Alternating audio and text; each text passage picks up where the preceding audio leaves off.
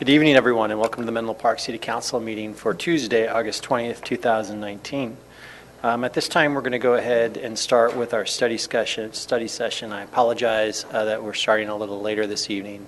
We have some special visitors visiting us from Bizen, Japan, and our dinner with them ran a little late. So apologies for that. But with that, we're going to go ahead and proceed to the study session. At this time, I'm going to go ahead and introduce, we'll go ahead and do roll call real quick. So I'd like to introduce everyone to our City Attorney, Bill McClure, at the far left. To his immediate right is our City Manager, Ms. Starla Jerome Robinson. To my far left is City Council Member Catherine Carlton. Here on the dais next to me is our Vice Mayor, Cecilia Taylor. To my right is Councilmember Betsy Nash. To her immediate right is Councilmember Drew Combs, and then just off the dais is our City Clerk, Ms. Judy Heron.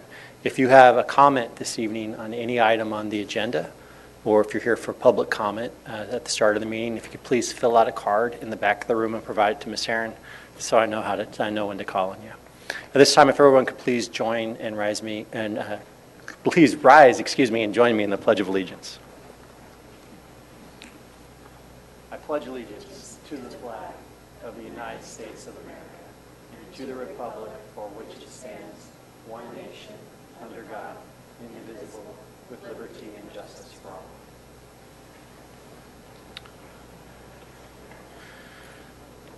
Okay, so at this time I'm going to go ahead and call the study session item, Federal Security Laws for Elected Official Staff. Our Budget Manager, Dan Jacobson, will go ahead and introduce the presenters. Mr. Jacobson. Good evening, Mayor and Council members. I'm Dan Jacobson, Finance and Budget Manager. With me here, I have Chris Lynch from Jones Hall, who is serving as bond counsel for the city. Today, we have a study session to go over federal securities law training in advance of what we plan to bring to you next week, a decision on a possible bond refunding. So with that, I'll introduce Chris, who will go through the training. Good evening, Mr. Mayor, members of the City Council. I'm Chris Lynch. I work at Jones Hall, and we work with the city as bond counsel and disclosure counsel. I'll try to keep my presentation short, but it's an important topic, particularly as you'll be asked to review and approve an official statement for the general obligation refunding bonds on August 27th. So here are the key elements of my message. First, federal securities laws apply to the city and require initial disclosure and continuing disclosure. But the laws also apply to any information that's reasonably expected to reach investors, which could include the city's website. Second, city staff and elected officials should take reasonable steps to ensure that the city complies with federal securities laws, and I'll give you clear guidance on what the Securities and Exchange Commission, or SEC, which is the chief enforcement agency, thinks you should be doing. Third, city staff and elected officials risk personal liability if they don't comply with federal securities laws, so it's important to understand your obligations. Finally, the city has adopted written policies and procedures back in 2017, and if followed, those policies should ensure that you comply with federal securities laws, so I'll walk you through those. There are two laws that I'll briefly discuss tonight. Both were adopted in the aftermath of the Great Depression, and I'll also describe two key rules that were promulgated by the SEC under those laws. The first law is the Securities Act of 1933. That was the first general federal law that regulated security transactions in the United States. It does two things. First, it requires all securities to be registered with the federal government, but in 1933, municipal securities were exempted from that requirement, and that continues today. The second thing that the 33 Act does, it prohibits fraud in securities transactions, and not surprisingly, the city is not exempt from that prohibition on fraud. In fact, it's important for you to be aware that it's possible for a city official to violate the 33 Act merely by being negligent about whether the city has failed to disclose important information to investors. The second law that I'll talk about briefly is the Securities Exchange Act of 1934. And the 34 Act regulates the transmission of information to investors in securities transactions. The 34 Act also created the SEC. Most importantly, the 34 Act regulates fraud. And under authority given to it by the 34 Act, the SEC has adopted two rules. Rule 10b-5, which requires communications to investors to contain all material facts and not to misstate material facts. So what's a material fact? A material fact is anything that a reasonable investor would take into account in making the decision to buy or sell bonds.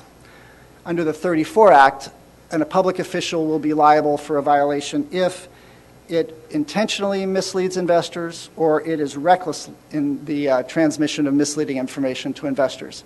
So in 1994, the SEC brought an enforcement action against the Board of Supervisors in the County of Orange for recklessly misleading investors, and I'll describe that a little bit more in a second. In 1989, following a $1 billion bond default by the Washington Public Power System, where the SEC concluded that investors had not been told the true facts about the system, the SEC adopted a second rule, Rule 15c212. Rule 15c212 in 1989 required all issuers of municipal bonds to prepare a written disclosure document or official statement like the 2009 document that's shown on this slide. It's prepared by the issuer's staff with the assistance of outside professionals such as our firm. It's approved by the issuer's legislative body, which you'll be asked to do next week, and it has to include all material facts, which includes the terms of the bonds, principal amount, interest rate, maturity, but also the financial information and operating data that is necessary for an evaluation of the bonds by investors. Before 1994, municipal issuers were not required to provide continuing disclosure to investors. So if you bought a 30-year bond from the city of Menlo Park in 1990, you would never receive any more information from the city of Menlo Park. In 1994, the SEC decided that that wasn't appropriate. While corporate issuers were receiving regular information, quarterly and annual filings, municipal investors were not. So in 1994, the SEC amended Rule 15c212 to require continuing disclosure. And there's two types of continuing disclosure. There's an annual report, which includes the audited financial statements of the city, and that's why I show the CAFR on this slide. And the second type of continuing disclosure is notices of significant events. And those events would include the type of thing you would want to know about as an investor: bond defaults, rating changes, draws on reserve funds representing financial difficulties, bankruptcy filings, things like that. If the city doesn't make its continuing disclosure filings on time, it has to include a description of its failure in the next official statement it does for bonds. So with that background, I'd like to briefly describe two enforcement actions by the SEC against California public agencies, elected officials, and staff. In 1994, Orange County filed for bankruptcy. It had pursued an aggressive investment scheme in its investment pools that relied on the issuance of short-term notes, and the proceeds of those notes were invested in risky derivatives, and the county was relying in its budget on above-market returns. The county Board of Supervisors approved the official statements for the notes, usually on its consent calendar, and those official statements failed to disclose the risky nature of the investment strategy to purchasers of the notes. In the wake of the bankruptcy filing, which ultimately did not lead to defaults in the payment of debt service on any county bonds, the SEC brought enforcement actions against the county, the Board of Supervisors, and county staff. And they issued a report to emphasize the responsibilities of elected officials and staff when bonds are issued. The report highlighted the following facts: that the Board of Supervisors were aware of the of the county's precarious financial condition and their risky investment scheme. They failed to make sure that the official statements included disclosure about that situation. And then the SEC provided guidance on what they thought elected officials should do. Officials need to make sure, the SEC said, that they take appropriate action under the circumstances to make sure that disclosure documents include material facts. That doesn't necessarily mean when you receive the 100-page official statement for the general obligation bonds next week that you should read it page by page, word for word. But it does mean that if you're aware of a fact that could impact the city's ability to pay debt service on bonds, that you should make sure that that fact is disclosed to investors, either by talking to the city attorney, finance staff, or outside counsel.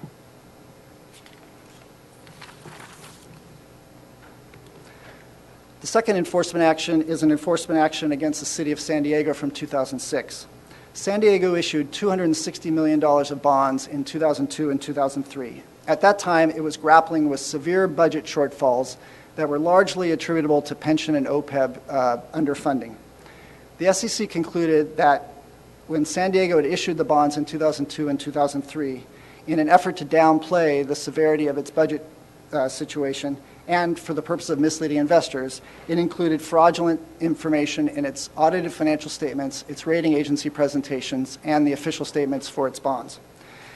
The SEC brought an enforcement action against a broad group of city staff, and it also brought an enforcement action against the city's outside auditors. The SEC concluded that the auditors did not have sufficient auditing proficiency for the tasks that it was being asked to perform, and that it was not knowledgeable about the city's situation. After completing the enforcement action against San Diego, the SEC Director of Enforcement gave a speech on the lessons that the municipal bond market should learn from the San Diego enforcement action. First, issuers should adopt written policies and procedures. In each of the enforcement actions that the SEC has brought against municipal issuers in the last decade, it has required them to adopt written policies and procedures. So our firm suggested in 2017 that the city adopt written policies and procedures, which it did, and I believe those will help the city comply with federal securities laws. Second, the city should provide appropriate training for those members of city staff and elected officials that are involved in a bond financing involving disclosure to investors. So that's the purpose of this presentation. I'm giving you the information you need to comply with federal securities laws, specifically next week when you review the disclosure document for the general obligation bonds. Third, local agencies should focus on the big picture when they prepare a disclosure document for bonds. For example, when the SEC brought the enforcement action against San Diego, it noted that there was a 100-page document with a lot of information, but it completely ignored the gorilla in the room, which was the OPEB and pension underfunding. Also, local agencies should disclose the good facts with the bad facts. While it's very tempting to treat your disclosure documents when you issue new bonds as a marketing piece, it shouldn't be. It should provide the potential investors with the good facts and the bad facts about the city. So for many issuers in California, that's pension and OPEB issues, but it could be litigation, it could be the impending departure of a large employer or taxpayer, it could be deferred public infrastructure work, it could be a structural imbalance in your budget, it could be the cost of addressing climate change. Finally, the SEC thinks that public agencies should hire competent professionals who are suited for the tasks that they're being asked to perform. So that could be auditors, bond counsel, disclosure counsel, municipal advisors. Okay, finally, I want to describe the risk that the SEC would ever penalize the city council or city staff as part of an enforcement action under the 33 Act or the 34 Act.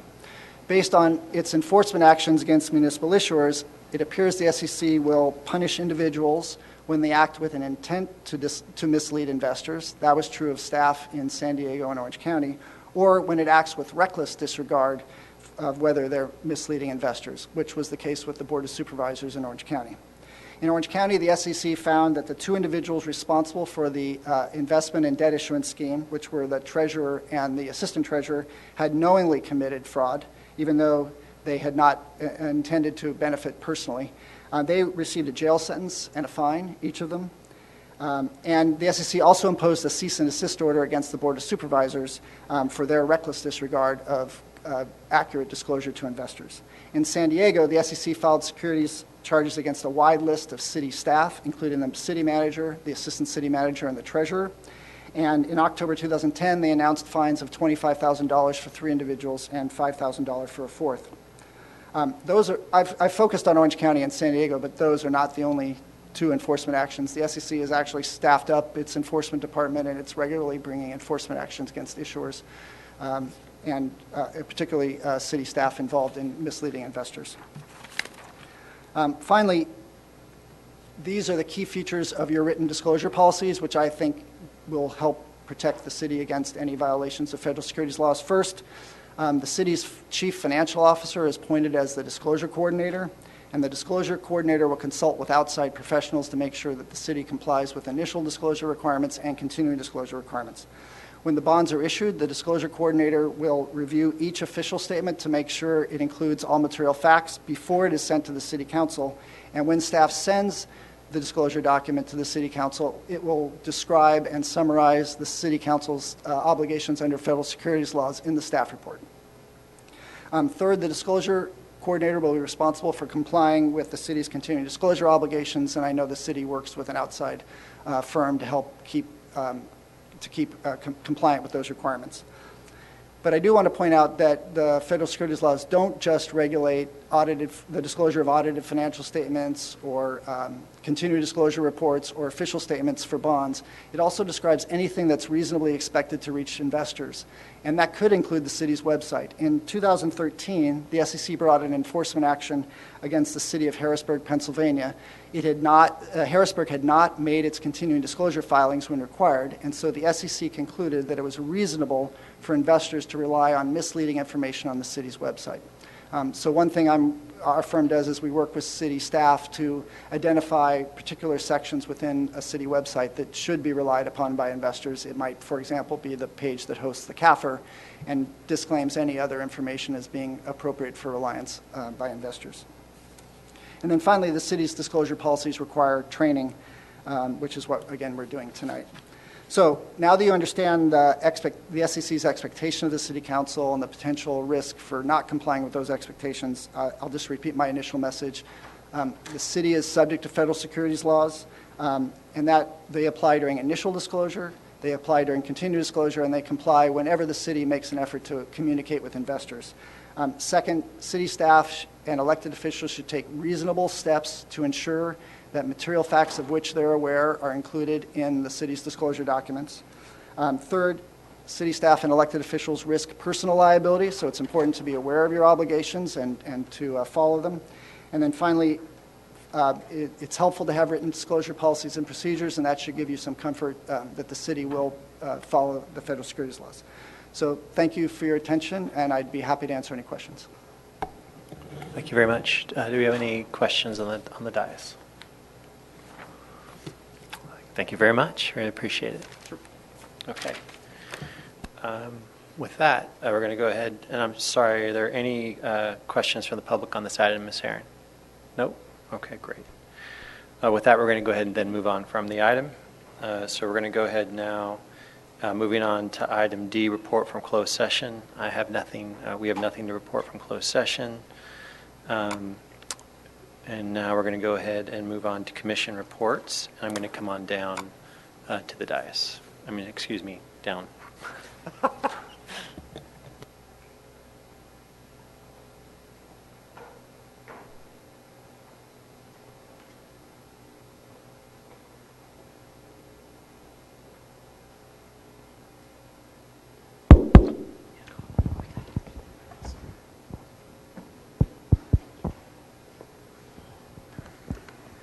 Good evening, everyone.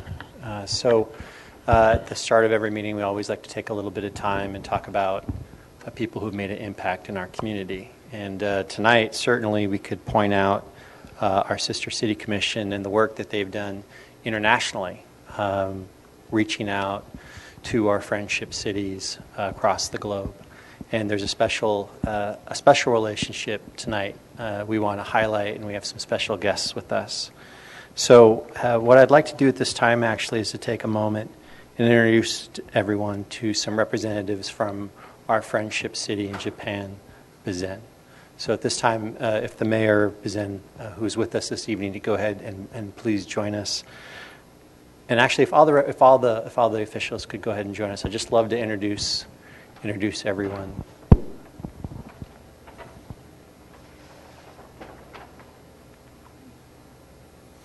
So it was about 5 years ago, back in 2014, that we had a special visitor actually come to my, please come join.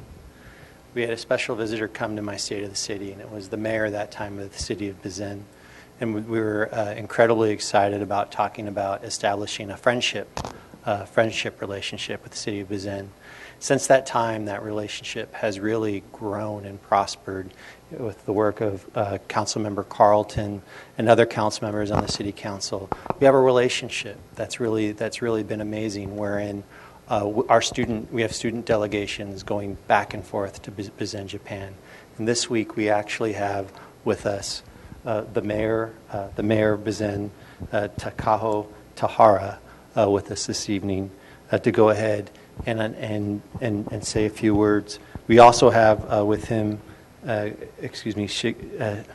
I apologize if I mispronounce it, Shigeru Tatsukawa, the chairman of the Bizen City Assembly.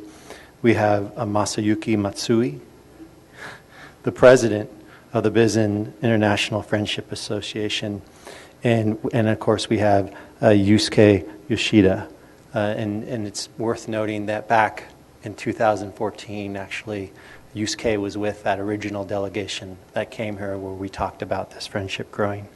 It has meant an incredible, it's been an incredible experience for the youth in our city who have actually gone to Bizen and experienced that different culture. And just this evening, we talked about the deepening of that friendship and actually talking about how the youth of our city could talk about the experience of climate change in different cultures and deepening that relationship even more to go ahead and bring that impact of what's happening in the world here locally to those youth. And so we'll be welcoming a delegation of students tomorrow to our city. So what I'd like to do now is read a proclamation, and then I'm going to go ahead and invite Mayor Tahara to go ahead and speak to everyone. So, celebrating the Friendship City of Bizen, Japan. Whereas Sister Cities International is a nonprofit citizen diplomacy network that creates and strengthens partnerships between cities around the world, promoting peace through mutual respect, understanding, and cooperation, one individual and one community at a time. And whereas we're working toward establishing a Sister Cities relationship. And whereas on July 21st, 2015, then Menlo Park Mayor Catherine Carlton signed a cultural exchange agreement with the city of Bizen located in the Okayama Prefecture, Japan. And whereas in 2019 marks the 4th anniversary of our friendship relationship and lasting relationship with the people of Bizen City, and whereas the partnership between our two cities enhances mutually beneficial social, cultural, and educational relationships by expanding interests, communications, and understanding. And whereas our continued relationship adds richness, diversity, and mutual education opportunities for our residents. And whereas the Menlo Park City Council wishes to commemorate the 4th anniversary of our friendship relationship with Bizen City and continues to encourage collaboration between our local officials, institutions, and residents. Now therefore be it proclaimed that I, Ray Mueller, the Mayor of the City of Menlo Park, on behalf of the City Council, hereby recognize and acknowledge Bizen City Mayor Takao Tahara, Bizen City Assembly President Shigeru Tatsukawa, Bizen International Friendship Association President Masayuki Matsui, and Bizen City official Yusuke Yoshida for their leadership as we further this important bond between our two cities. Ladies and gentlemen, if you could please give us a round of applause.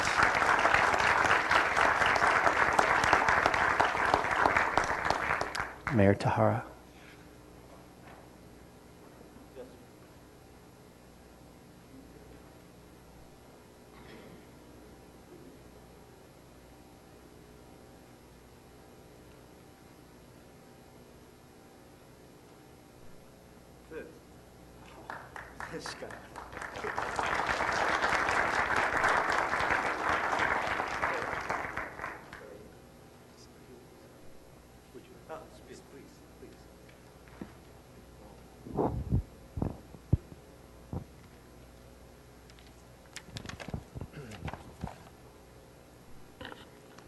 Good evening, ladies and gentlemen.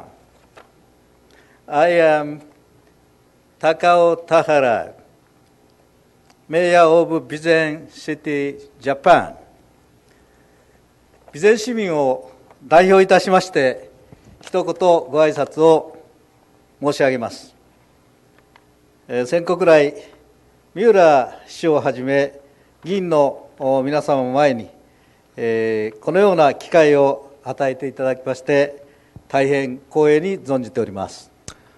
On behalf of the citizens of Bizen in Japan, I'm most honored and pleased to be here and even have this opportunity to say a few words in front of people in Menlo Park here tonight. まずはじめに、備前市からの訪問団の受け入れにつきまして、2015年と2017年にメンロパークで、大変お世話になりました。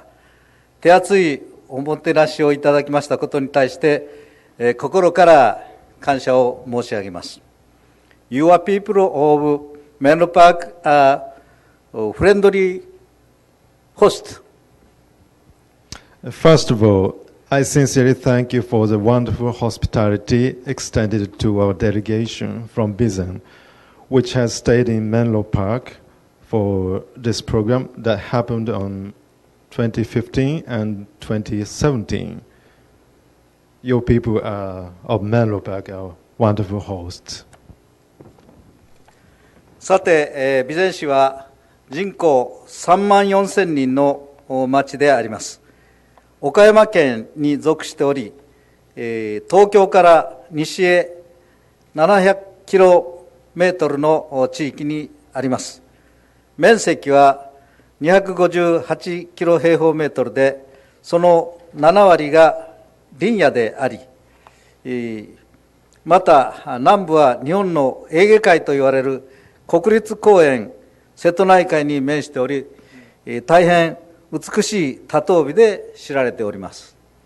Bizen is a community of 35,000 residents that is part of Okayama Prefecture, 700 kilometers west of Tokyo. The total area is 258 square kilometers, and 70% of which is covered with forests.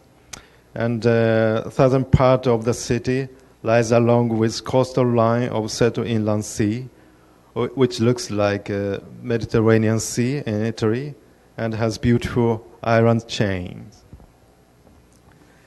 焼き物作りが盛んな地域であり、1000年の歴史を誇る備前焼は日本遺産に認定されております。現在でも200人以上のアーティスト、作家が活躍しており、そうしたものづくりの長い歴史から現在でも多くの産業と多様な経済が発展しております。主なものといたしましては、耐火レンガ、ベアリング、活性炭、栄養ドリンク剤があるほか、アメリカの防水素材の会社であるゴアテックスの工場もあります。Our city is famous for pottery making.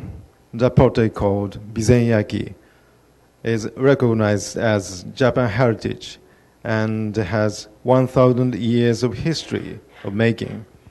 Still over 200 artisans have their own kiln in our city to create works. Through such a long tradition of making products, our city now has a diverse economy with many industrial businesses like fire brick for smelter, ball bearing components, activated carbon, energy drink, and even Gore-Tex, which is an American brand who produces waterproof fabric. 漁業もまた我々が誇りとする産業の一つであります。特に牡蠣養殖につきましては沿岸部の一部地域で盛んであります。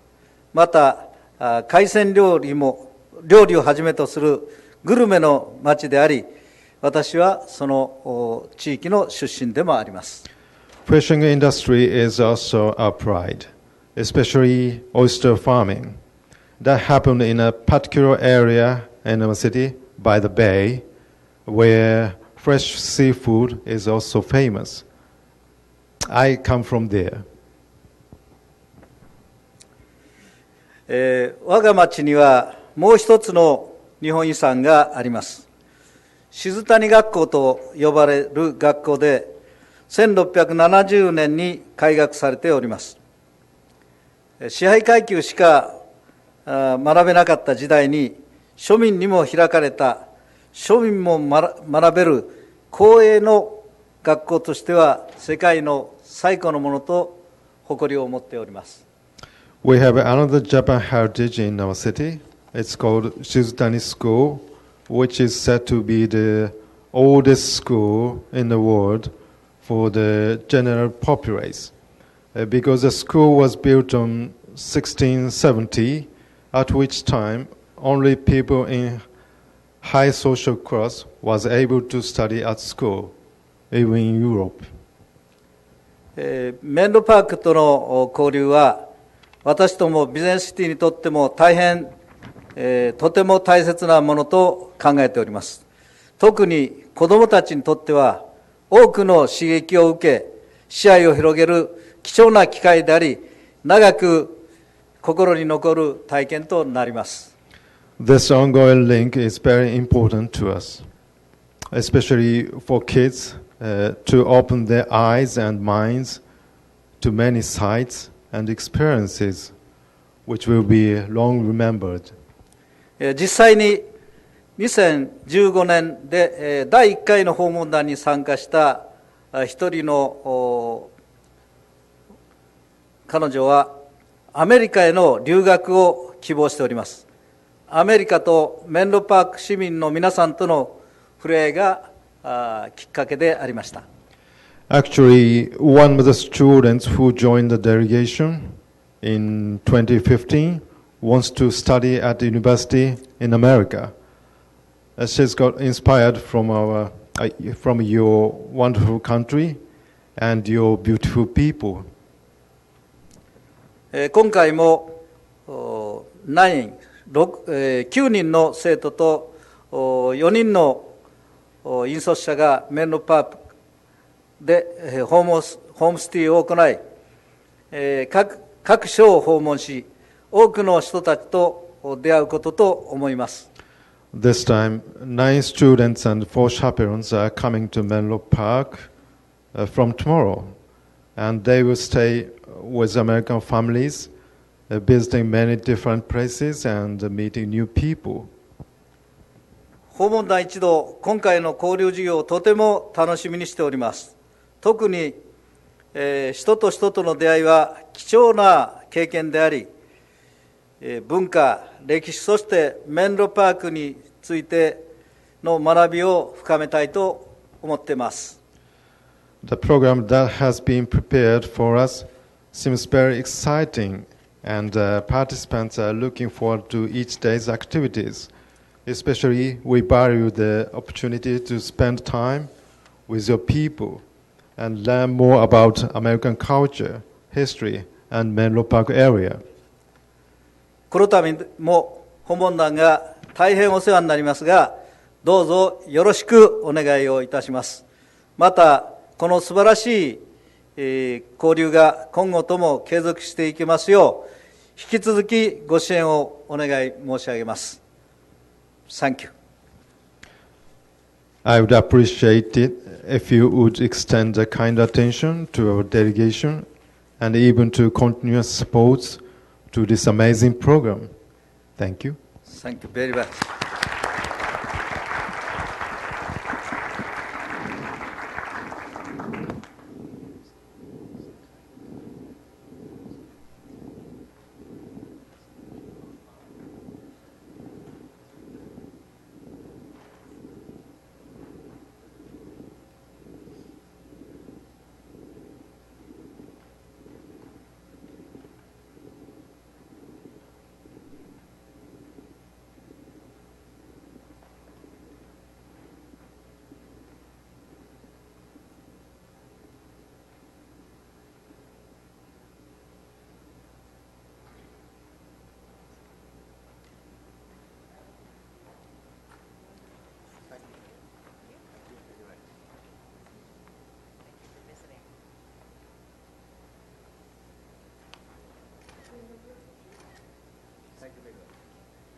Thank you very much.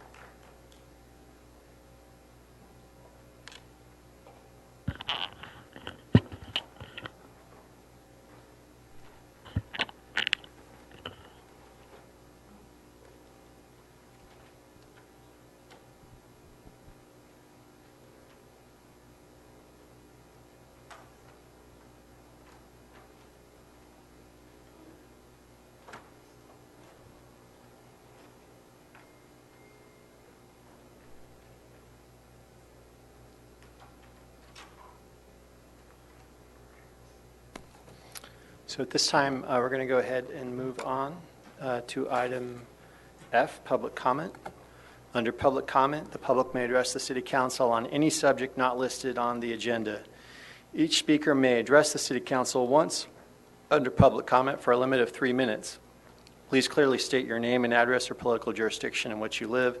The City Council cannot act on items not listed on the agenda, and therefore the City Council cannot respond to non-agenda issues brought up under public comment other than to provide general information. Ms. Herron, do we have any public comment cards? Okay. Mr. Lewis.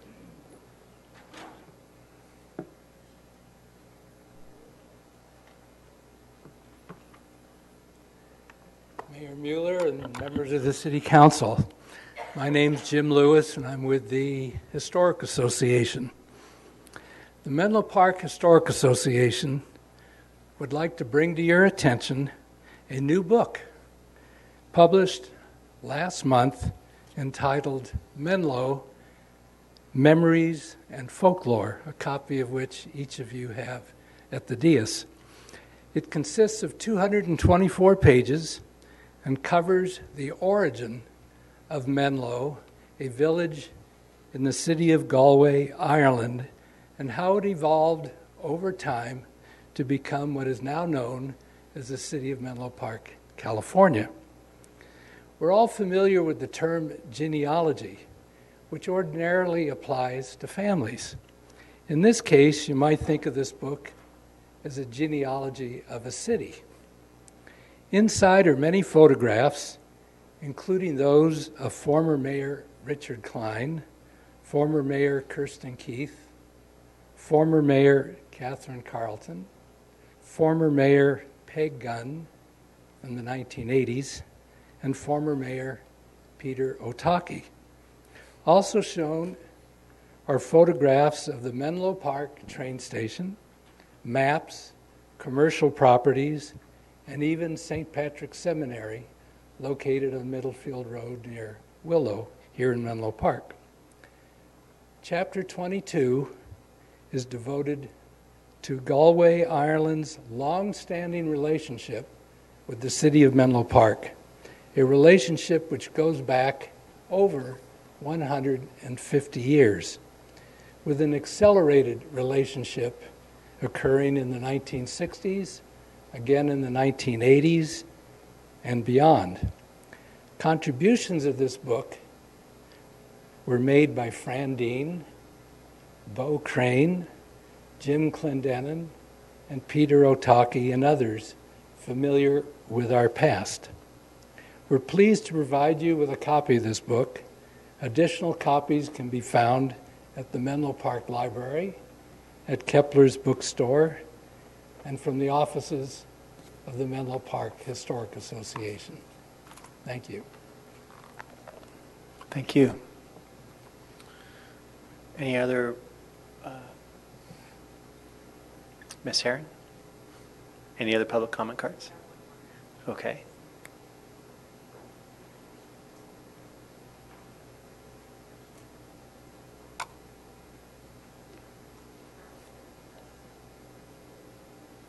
Why don't you go ahead and call their name?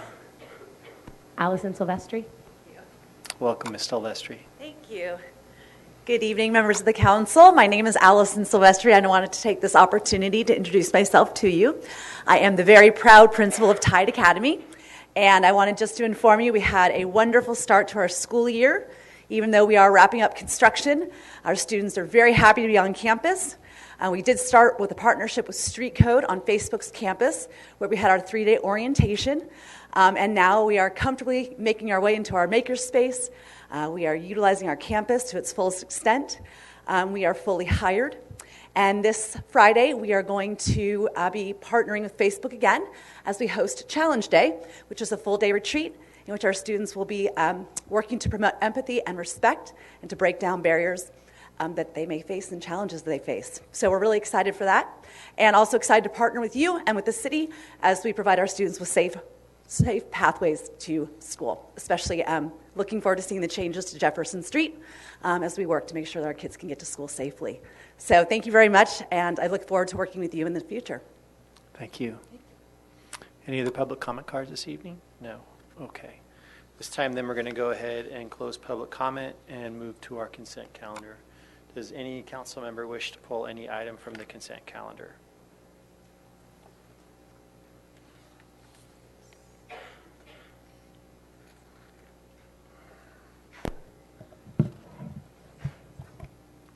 Thank you, Mayor Mueller. I'd like to pull G1 and G4. All right. Does anyone want to pull any of the other items?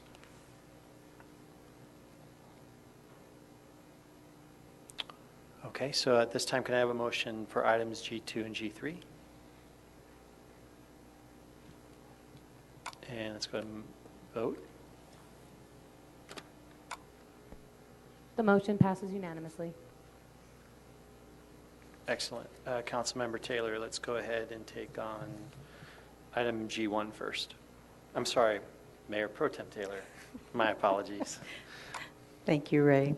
I wanted to find out, because I haven't seen them as of yet, if we approve the minutes from June 11th, because I didn't see it in that list of minutes that we're approving for G1.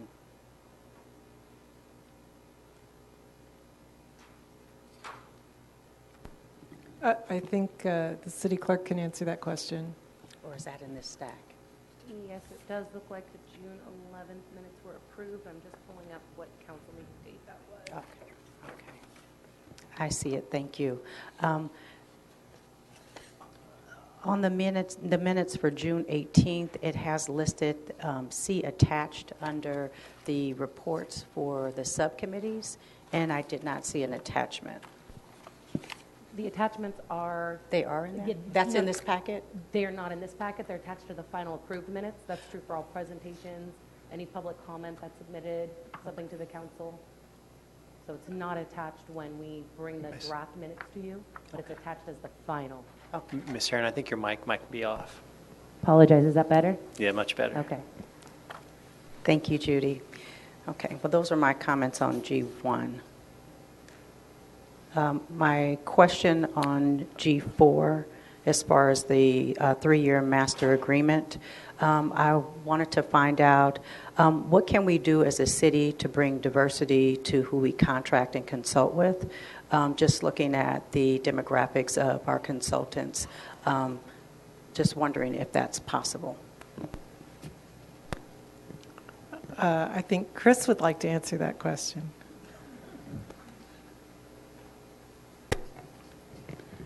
Good evening, Council. Chris Lamb, Assistant Public Works Director. As far as I know, the city doesn't have any DBE requirements on professional services, but that would be the mechanism to incorporate some kind of program on city contracts. Can you repeat the acronyms you used? DBE, which is Disadvantaged Business Enterprise. Thank you.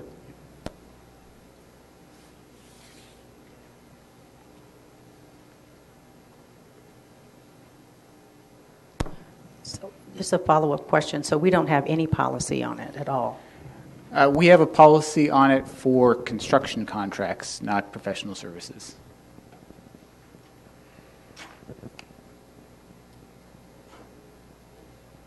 Thank you.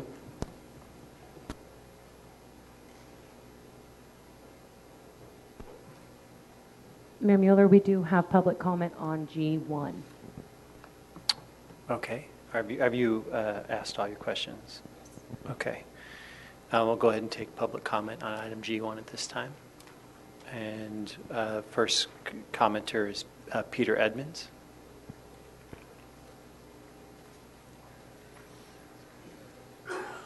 Good evening, Mr. Edmonds. Good evening, Mr. Mayor and councillors. Good evening, Mr. Mayor and councillors. You have already received a preview of this comment by email, so I'd like to inquire if you wish me to proceed with reading it, or is the email sufficient? Has everyone read the email? Okay. It appears everyone's read the email, sir. But if you'd like to still enter it into the public record, you are certainly welcome to at this time. It should be captured in the CCIN for others to read. It's however you choose to proceed is fine. Well, then I will proceed, and I regret the abrupt change of mood. This is a couple of complaints. At the June 4th City Council meeting, the Mayor pulled the minutes of the meetings held on May 14th and 21st. Now, after an interval of 11 weeks, these minutes are presented again for approval. I'm disappointed to find that the two items that I had previously raised with Councilman Nash, Councilman Coombs, and Councilmember Nash have not been changed. An electronic comparison, which was an attached document of the old and new minutes, shows that the new minutes for May 14th are identical to the old minutes. And the new minutes for May 21st show factual corrections to motions that were made, but not an accurate report of a complaint that was made by the chairman of the Finance and Audit Committee, Ron Shepherd. Now, the unchanged minutes of May 14th may not be of first importance. My concern was that the word repurpose, relating to the use of the wood resulting from the felling of the heritage redwood trees on 1000 El Camino, was far too general and brief and open to inadvertent or even deliberate misconstruction to express the intent of Councilmember Nash's conditions for use of that resulting lumber for low-cost housing construction or commemorative woodcraft. In the intervening time, we are aware that the conditions are being fulfilled by the applicant, but I feel that it is important that the empowering minutes express the full extent of Councilmember Nash's conditions.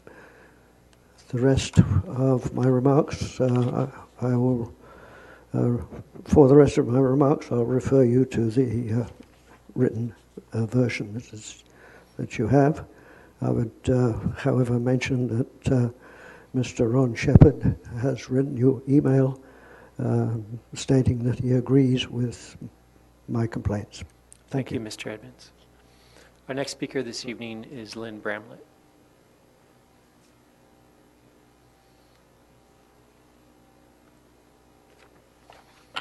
Hello, Council. Good evening. I wanted to correct the minutes for me for May 21st. I spoke after Ron Shepherd and Sudie Tronson from the Finance and Audit Committee in support of their general concerns that had to do with the role of the Finance and Audit Committee. The minutes quote me as saying that I followed up on an email that evaluated the effectiveness of the role of advisory committees. That is not correct. My email suggested, as a council action, that the role of the advisory commissions be evaluated to see if the roles are working as originally intended, to identify where the roles need evolving and or the commission might no longer be necessary, to incorporate best practices from other cities, and to ensure that the city is complying with all state statutes regarding our commissions.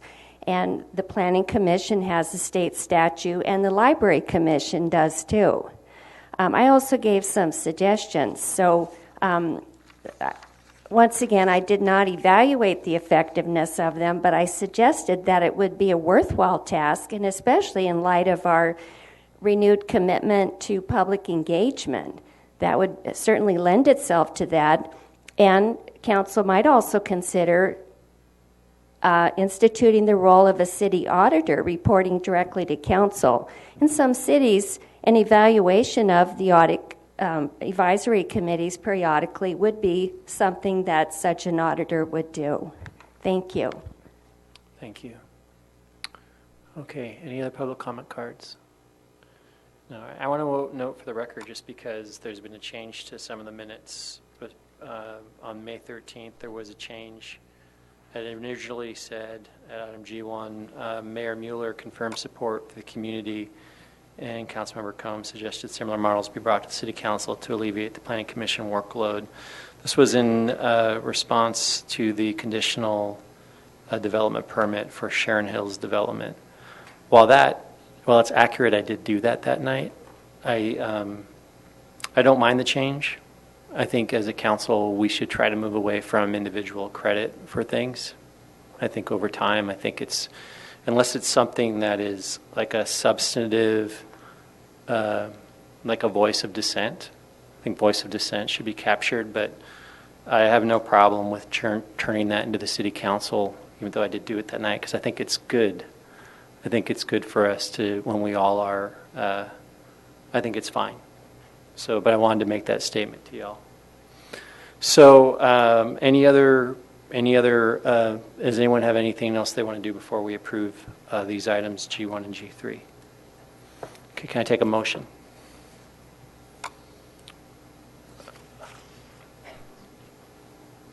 Motion to approve, second.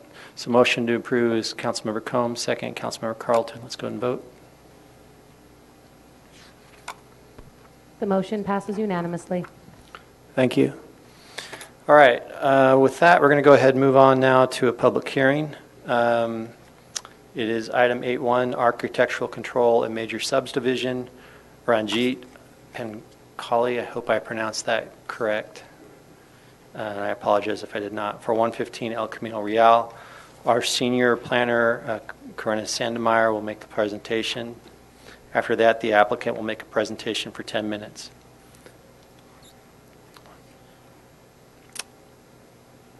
Ms. Sandemeyer.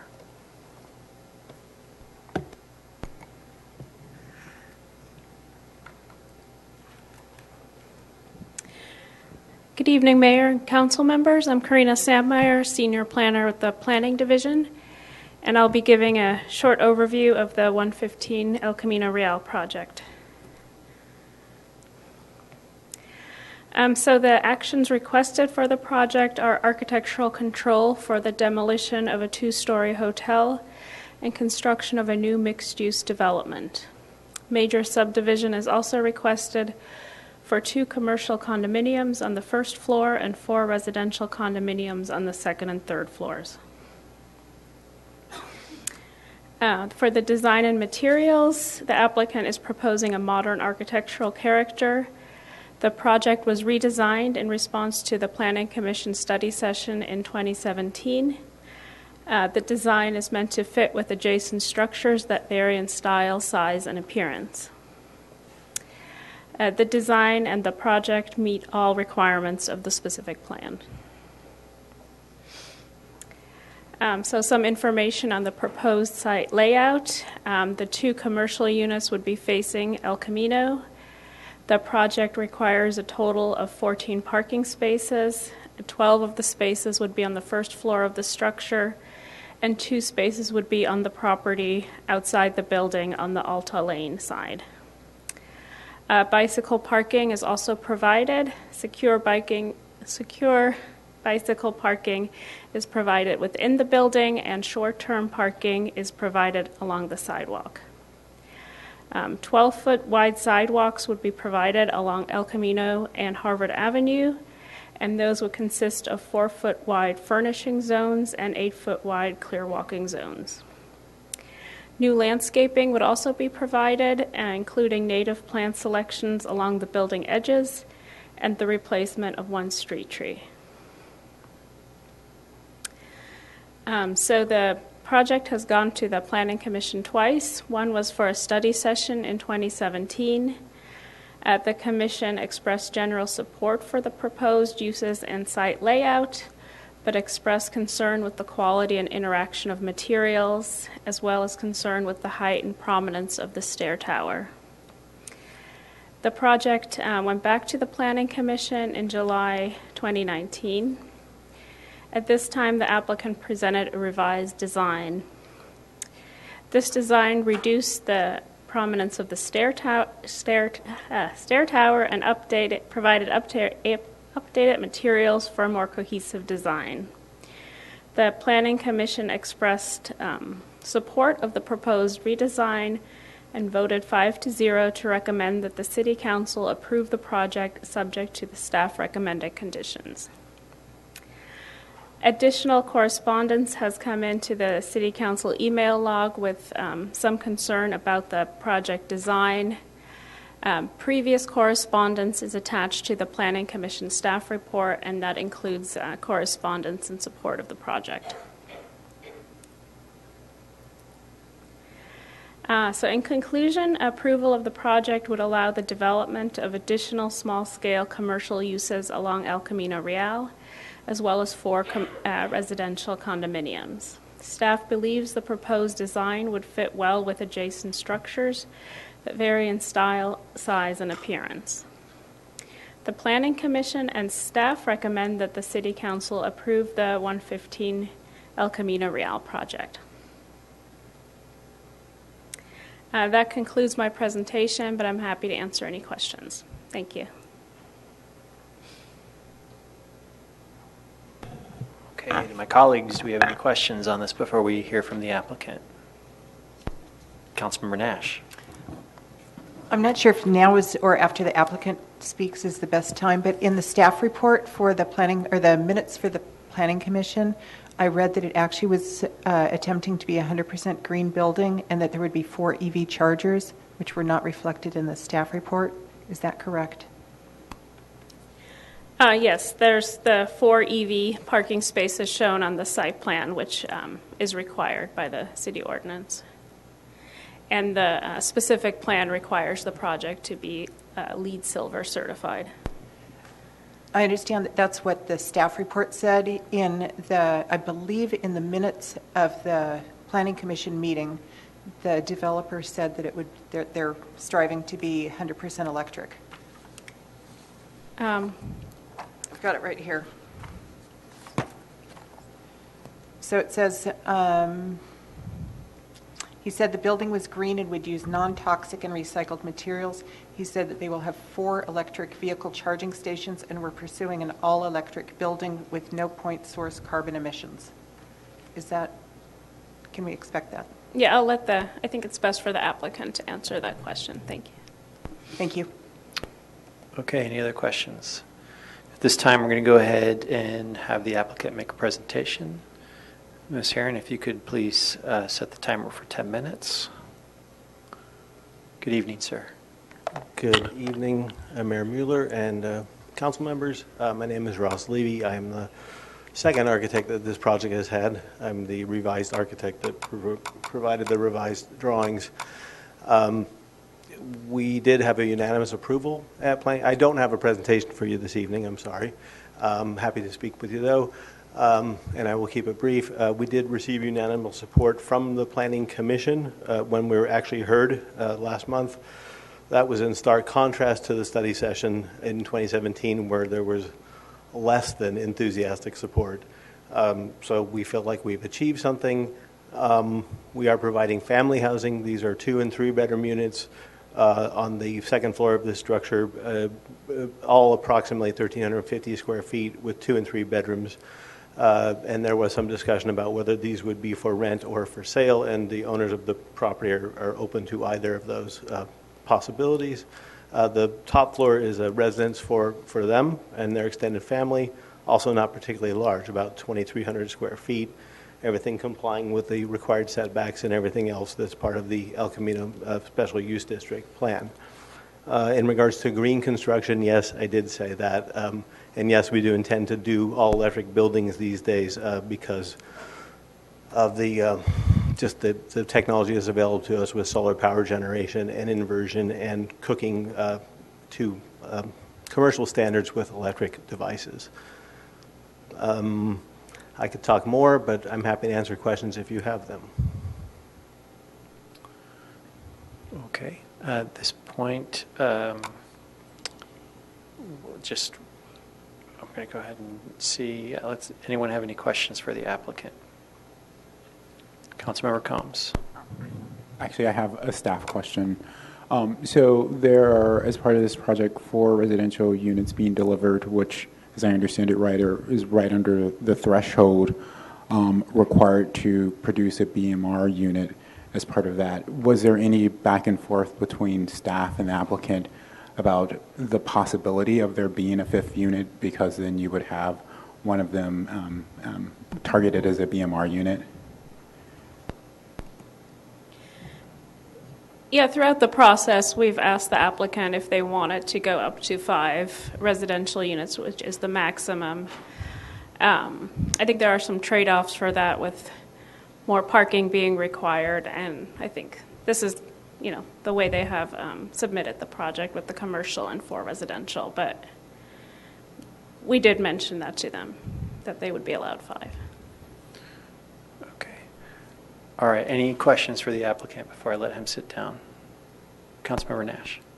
I'm not sure if this is for the applicant or the owners. I'm curious what is happening so that the 13 residents at the residential hotel Stanford Inn, are they being displaced? Is there any safety net? What is happening with those residents? I think the owners can speak to that better than I can, but I know everyone has received more than proper notice, and I don't believe that there's anywhere near 13 people currently staying there. I think everyone's been dealt with completely equitably and fairly, more than fairly. I don't have more details, but owners can certainly provide them.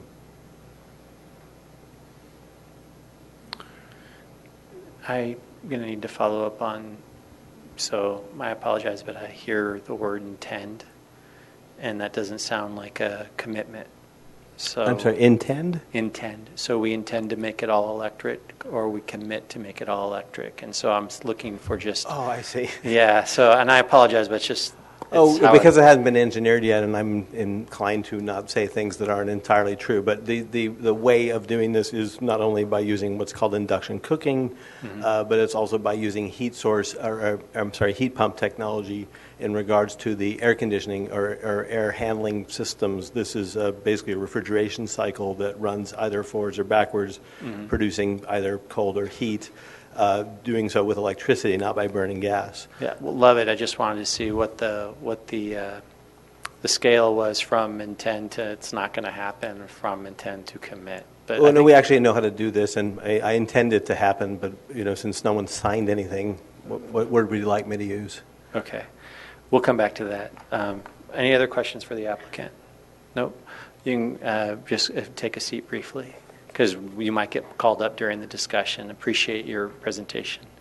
At this time, we're going to go ahead and open the public hearing for comment. Do we have any public speaker cards? No public speaker cards. Can I have a motion to close the public hearing? So moved. Second. All right, we're going to close it by acclamation. And now we'll move it to discussion. Anyone have any questions for staff? Councilmember Carlton. All right, so as a previous speaker said, I hate to change the tone. I really struggle with this project because I don't like it. And sometimes I like things and some things I don't. And it makes me unhappy, but I don't see anything. That's why I want to discuss it with you guys, and maybe you can talk me into a happy place. When I saw all the housing coming, I thought, this is great. And then I found out there's no BMR aspect, and I thought, that stinks. And then I saw a huge amount of patio, almost the same amount of patio as there's building on the top floor, and I thought, wow, they found a loophole. They can take a big building, and they can build all these, and they can keep it just under what's going to require a BMR house. And that really irked me. And so I'm going to be thinking about how we can fix that loophole so that maybe it's not the number of units specifically, maybe it's FAR, maybe it's something along those lines. because we need BMR housing. We need BMR housing all over the city, and it upsets me. I'll be honest with you. It upsets me that, we're getting these in, and we're getting family housing. You know what that means? That means we're taking TOT away from the city because people were staying in a hotel that went to the schools, and we're now imposing more students into the schools. So it's kind of a double whammy. Granted, not that many, but it's kind of the principle that upset me. I also don't like the design. Just because one ugly building sits across the street, it's another box.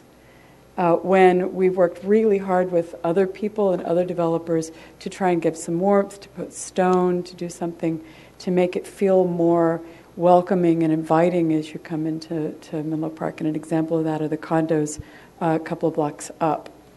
I don't know what the name... Yeah, those also are modern condos, but they have a sense of warmth and welcoming to them that this looks more like a modern art museum than something that would live in a community of homes. And to be honest with you, it just makes me sad. I feel like there's an opportunity cost of what could be done, and it's not happening. I also have a fear of where the parking is on the street. You're going to have cars coming in and out of that area, and I'm very worried where those cars are parked along the building that we're going to have people riding bikes that could get doored, and that people coming in and out of that area. That I'd like to have staff address any visual issues with the parking along the street there being right by the entrance and exit of the building. Can staff address that? Have you looked into that in terms of visibility?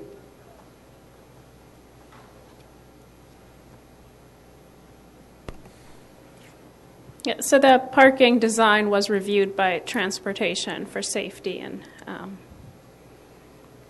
There's enough of a view that people can see people riding bicycles by.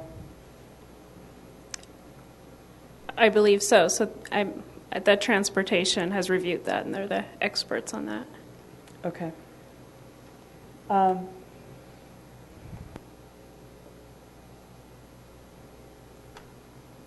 That's all I have for now. That's my initial thoughts, and I'll pass it to the next. Are you a no vote right now?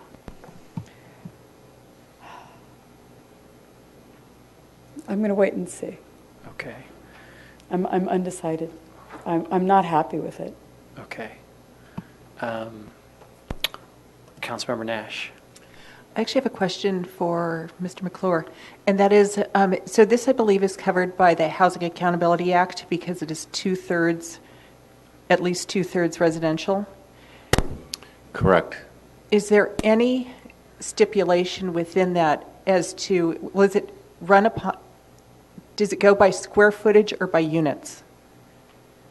Number of units. In other words, that seems like another slight loophole, although I believe that's probably a state standard. It's a state standard, and it's the square footage of the project.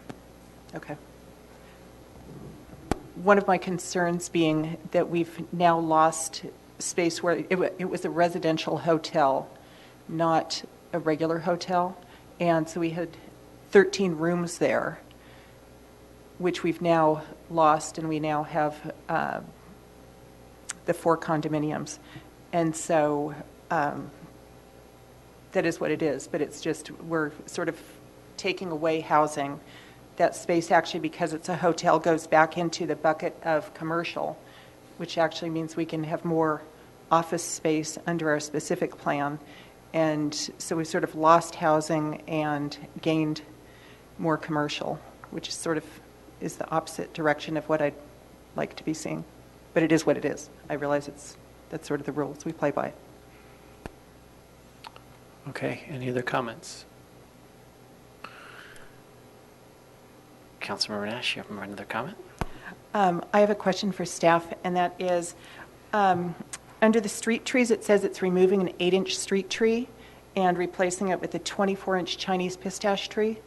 Can you I assume the 8 inches the diameter of the trunk and the 24 inches is actually a box size, or how does that work? Yes, I believe that's correct. It's referencing the diameter of the current tree and then the box size for the new tree. And that was reviewed with the city arborist based on the proximity to the proposed driveway and also the health of the existing tree. And could we get any more information about what's happening to the current residents of the residential hotel, please?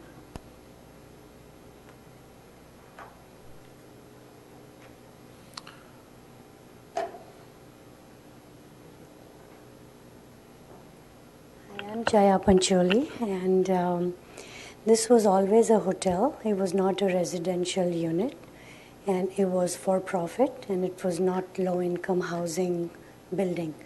We paid prime dollars for it as a hotel, and it was running as a hotel. And we paid to the city in property tax and all that stuff. So because of our niceness, we let 3 renters stay there because they had no place to go.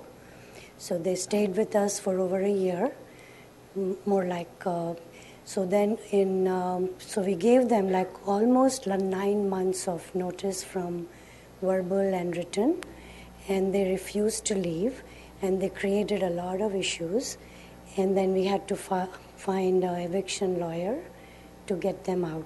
So that's how the process was. And we have been more than nice to them. We gave them free parking. We gave them whatever we could do to help the 3 renters that were there. So consciously, we're not guilty of any wrongdoing to renters. And, we are a retired couple, and we have very limited income, and we're trying to make our home. I love Menlo Park. So we're just trying to make it our family home and my workplace and make ends meet for ourselves. And currently, because we didn't know with the city, it's running as Airbnb. So we have a management company who's renting it on a nightly basis with Airbnb. And then, of course, the city knows that, and we're paying all our dues to the city. So that's where we are. Anything else I can help? It was actually described as a residential hotel in one of the documents. It was never a residential hotel. It was always Stanford Inn and always running as nightly rental hotels. And out of our niceness, we let the 3 people stay in the hotel. The Levy Architecture, which did the 115 El Camino project description, it's page 112 in our booklet, says that it houses a 2-story residential hotel. So it sounds like that's not totally accurate. In 1935, when it was built, it was apartments. So we have like 13 meters. We still have those 13 meters. And then after a few years, it was converted to hotel. And it's been running as a hotel since then. And when we bought it as a hotel. And we're not hotel people, and we bought it for like my brother-in-law to run it, and he decided not to. So we basically got stuck with the hotel, and we are not into hotels. Okay, thank you so much. Thank you. So I'm sorry, Councilmember Combs. No, please go ahead. So I'll just chime in that I share, I think, many of Councilmember Carlton's concerns about the project. And so my question to staff and possibly the city attorney, so we're getting this based on the subdivisions, correct? If not for that, this is a project of which the Planning Commission would have been the final decision-making body? Am I correct in that assumption? Yes, that's correct. And so, if we look at it just from that, and that review is architectural control, where it's sort of really limited, you don't have, if certain aspects of the architectural guidelines of the specific plan are met, then we sort of have an obligation, right? I remember being on the Planning Commission to essentially approve it, right, if there's a certain amount of articulation and modulation and change, but that we couldn't really sort of get into the idea of oh, it's modern, but we would prefer Craftsman, or couldn't they have done Mission? Is sort of that's my understanding of like, with regards to the specific plan and architectural control, we're really sort of restricted in what then we could use or what we have to deny a project. Is that your understanding? I believe there may be some leeway. I think maybe the city attorney could help out with that. And if I just may add, so the City Council for architectural control, there are certain findings that need to be made. Mm-hmm. It is generally limited to the architectural, so it's in the attachment A, and so it's generally, keeping with the character. Is it detrimental to the harmonious and orderly growth of the city? Development is consistent with the specific plan. So there are specific objective design standards that are identified in the specific plan that we measure this to, and I think that speaks to some of the Housing Accountability Act that Councilmember Nash was speaking to earlier. Okay.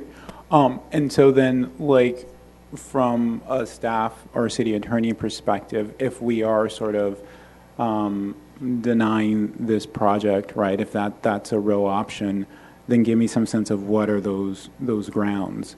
Because the grounds can't be that we really would have wanted an additional BMR unit, or could it be? Or could those grounds be it's contemporary design and we really would have preferred Mission? So, multiple questions there. Sorry. So first of all, on the issue of the BMR, so BMR guidelines or the requirement kicks in at 5, but not actually providing an on-site unit. Typically, a 5-unit project pays a fee. Right. And does not provide a unit. It's typically around 8, 9, 10 units that ultimately we can make the argument that they need to provide an actual unit. Providing one for a 5-unit project is typically infeasible because of the cost of building that unit and amortizing that over the cost of the project. It makes the project kind of upside down financially. So I can't think of a situation in which for a 5-unit project we've actually had one of the units being dedicated for a BMR unit. So we have this, and so the guidelines outline that procedure and what the fee would be.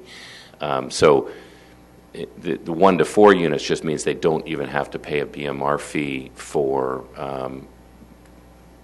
those units. In terms of the architectural guidelines or the findings, Deanna pointed out the findings there in attachment A. You would need to point out specifically what it is about the project or the design that is not harmonious, that's injurious to the orderly development, et cetera, and to make the findings. So you have to set forth facts.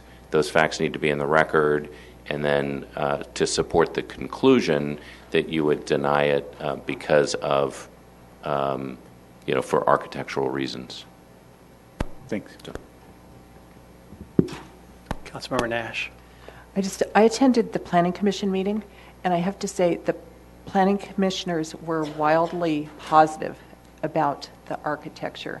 So I'm really in a quandary. It doesn't mean that I am. It's just.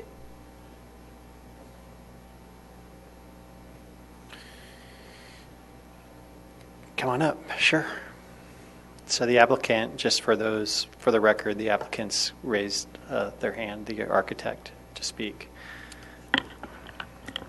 I know how sensitive issues of aesthetics are and issues of community are, and we all have our own subjective tastes. When I will respect yours if you'll respect mine.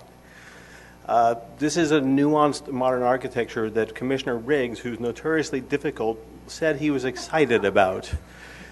And I watched him tear this project to shreds before I got involved with it, so I know what he's capable of. Similarly, Commissioner Doran literally said, I don't like modern architecture, but I like this project, and I'm excited to see it built. So I know you have to take me at face value here, but I will make a good building for you, and I understand the importance of this building in the larger scheme of Menlo Park and the larger El Camino Real, and it's exactly that we have addressed with this architecture. And if you're not accustomed to looking at these drawings or reading into them, I'd be more than happy to talk to you about it and more than happy to take advice from you. Is there any chance you guys would commit to all electric tonight? I gotta ask. Sure, I'll make that commitment to you. I'll draw it that way. I can't force anyone to build it that way, but it is the right way to do it, and it's easy. So I will make that commitment to you, absolutely. We need it built. Yeah, okay. That's if you draw it that way. And I just wanted to say something else in terms of your general quandary, and I understand your struggle, and I came to the commission meeting about the moratorium that you all were considering that evening, and I somehow see this in the context of that. And in this particular case, I'm just going to give you the math on this. I need 1.5 parking spaces per 1,000 feet of commercial times 4. This is the way the math works. This produces 6 spaces. I need 4 residential units times 1.85 to produce 8 spaces. That's 14. I'm parking a lot of cars in an area where there's a lot of on-street parking, and we might consider not only electric cars but also vehicle sharing and other things. Change the parking ratios, free up some square footage for affordable units. Thank you, sir. Any other comments? Councilmember Carlton. All right, you got me. One thing I've fought since before I was even a commissioner was micromanaging what people build, because people do have different tastes. And I remember we micromanaged some areas so much that when Susie Tinsley opened up the Sugar Shack, she went through hell and back because she wanted to paint her door pink. And it was a nice pink, too. It's just unnecessary. So being as that, I have fought for people's right to build within the guidelines that we put forward, and you're doing that. You know, I respect difference in taste. So I'll back off that. I do think I do wish it was more in keeping with all of the houses and everything else other than the building next door. I do wish we could do something more with BMR. I think it's an opportunity cost. But to your point, to McClure's point, we also open ourselves up to lawsuit if we start getting too micromanagey on taste. So point well taken. Thank you. Councilmember Combs. Yeah, just one final question for the applicant. So give me some sense of like what you're thinking of as far as tenants for the commercial like retail element. I mean, retail on this end of El Camino has been a challenge, to say the least. So it would be interesting, just out of curiosity, since you're here, to get some sense of what you guys are thinking with regards to that. Extremely fair question and true, you know, for all the great street front retail that is required as a function of the planning code, but oftentimes vacant. So in this case, there's a tenant. So the owner will occupy one. We know that this will happen. She is a natural healer and intends to provide that service to the community at large, and sometimes even on a sliding scale. So she really means to be a service here. The other space it is unknown at this time, but I agree with you that any expectation of pedestrian-style retail is probably unrealistic. There were, I think, people from the Allied Arts neighborhood had written that they would like to see a restaurant. It certainly seems like it's necessary, and I've suggested that perhaps that their petition, if they chose to create one, could be posted on the site so that anyone who's interested in opening a restaurant might take an interest there. But other than that, I don't think we can say precisely what will happen. And I know we're permitted as office, and every different kind of permission has different parking associated with it. So there's that as well. That's what I know. All right. I'm just going to follow up on mine real quick. Sir, I'm just going to ask you to come back, sir, just because I'm got a dog with a bone, and I apologize. Do you mind if we put in the terms and conditions that the first drawing submitted on the project will be all electric? So you committed to it. I'm just sitting here and I'm thinking, okay, if you commit to that you'll make the drawings that way. Yeah, I don't mind that at all. I'm trying to think of something that I may have forgotten that needs to burn gas that I'm just not aware of. But okay, generally speaking, I have no problem with that. I appreciate that. So we can put that, you have that, Deanna? Put that in the terms and conditions. I appreciate that very much. And it'll be, it makes it a special building in the city, one that we can look to and point to other people. So I really appreciate that very much. We'd love to be shown as a model. Yep. Can I ask you a question? As long as we're going to go down the green route, the electric parking spaces that you have, are they going to be paid parking, or how are you going to do that if it's open to the public during the daytime? There's no plan for paid parking, and there's no. I mean paid charging for the electricity, or is it going to be free electricity for who parks there? Good question. There are services that you can charge your car and use your phone as your device to begin a charging. So that is, and that's a secure thing. So that is one thing we could do. Charge point, yeah. Yeah, I think it was our intention to provide this charging to people who live there, so you wouldn't want to be charging them. I don't have a great answer for that one. Those are the two thoughts that come to mind.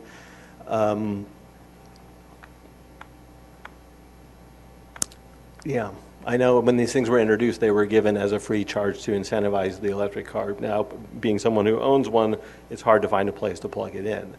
So people will, if they see the opportunity, they will. You're right. I think we need to solve that. I don't have a perfect answer for you right now. All right. Because taking Mayor Mueller's point, we can turn this into something that at least we can point to and say, look, this is a model of how you do it right. And to that end, are you going to put, because you said you have an electric car? I have a plug-in hybrid. Okay. Accurate, yes. One of the things I hear from people is, gosh, I really want an electric car, but I live in an apartment building or I live in a condo and I can't. And particularly if you're going to sell these, it becomes more beneficial if you have the conduit in there, because the thing that keeps you from doing it is the cost of putting in the chargers after it's built. Before you built it, it's nothing to put the conduit in. Are you planning on putting conduit into each of the stalls? Parking spaces, I mean? Everything can be fed from overhead. The garage is fairly tall because of the ground floor needs to be tall as a function of the code requirement for the retail spaces. So we should be able to service everything from overhead. So it's imminent. It's more a question of how much power do we produce on site, how much power can we bring in, and do we actually charge cars or not, and at what speed? So it's kind of a PG&E I'm just saying issue. It's so much easier to do it when you're building than to retrofit things. Sure. And I hate the idea of people not being able to buy electric cars because they don't have a place to charge them. Well, I don't see any problem with providing the conduit so that one could mount one's charging station if they wanted to. But if there's not enough power in the building, then the conduit's a fib. So this might, that's I need to engineer for it. This might already be covered. So, Ms. Chow. Sure. Just to clarify, so with the recent adoption of the citywide EV charging regulations, so for residential, and this would apply because it's 4 units, all of the parking spaces associated with the residential would be pre-wired for future EV charging stations. So it will have the electricity behind it? Yes. Not just the... It would have the conduit and wiring, I believe. But that is for these 4 that we're talking about. That would be correct? for all spaces, and then you would have actual charging spaces for... Yeah. There you go. Okay, great. I just wanted to make sure. All right. While I'm here, let me just say one other thing, because your comment, Commissioner Combs, was an accurate but not entirely accurate one in that these terraces, it's not a dodge because there's a setback that's required on the upper floor of buildings on the El Camino. So that footprint had to shrink. It wasn't about reducing square footage to avoid some kind of BMR obligation. Oh. So, and I want to make clear my question to you about the all electric was like a voluntary commit. So, but I appreciate you doing it. Well, I did it publicly, so yeah, there you go. So thank you, and I appreciate you allowing us to put in the terms and conditions. But it's important the record show that. So let's, with that, do we have any motions? Anyone want to make a motion? Oh, someone's got to help me out, guys. Okay, Councilmember Combs has moved. Councilmember Nash has seconded. So just so I'm understanding, this incorporates your ask that the first designs have all electric. Okay. Yeah, terms and conditions. Great. You have that, Ms. Chow? Great. Okay, with that, let's go ahead and vote.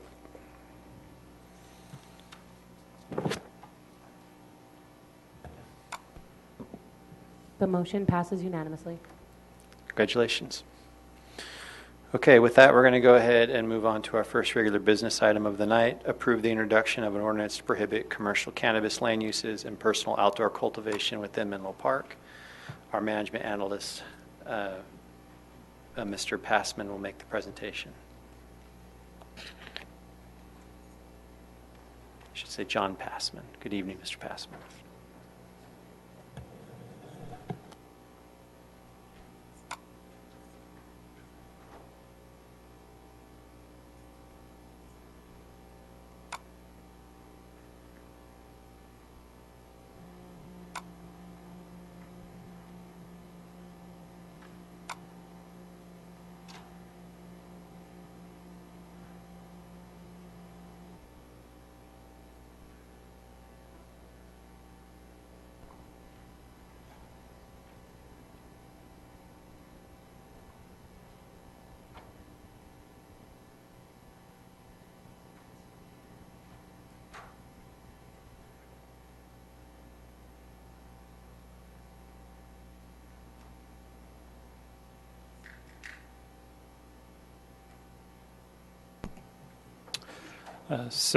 Good evening, Mayor and council members. John Passman with Housing and Economic Development, joined by Deanna Chow, Interim Community Development Director. I'm going to give a brief presentation on the cannabis ordinance that is coming before you today.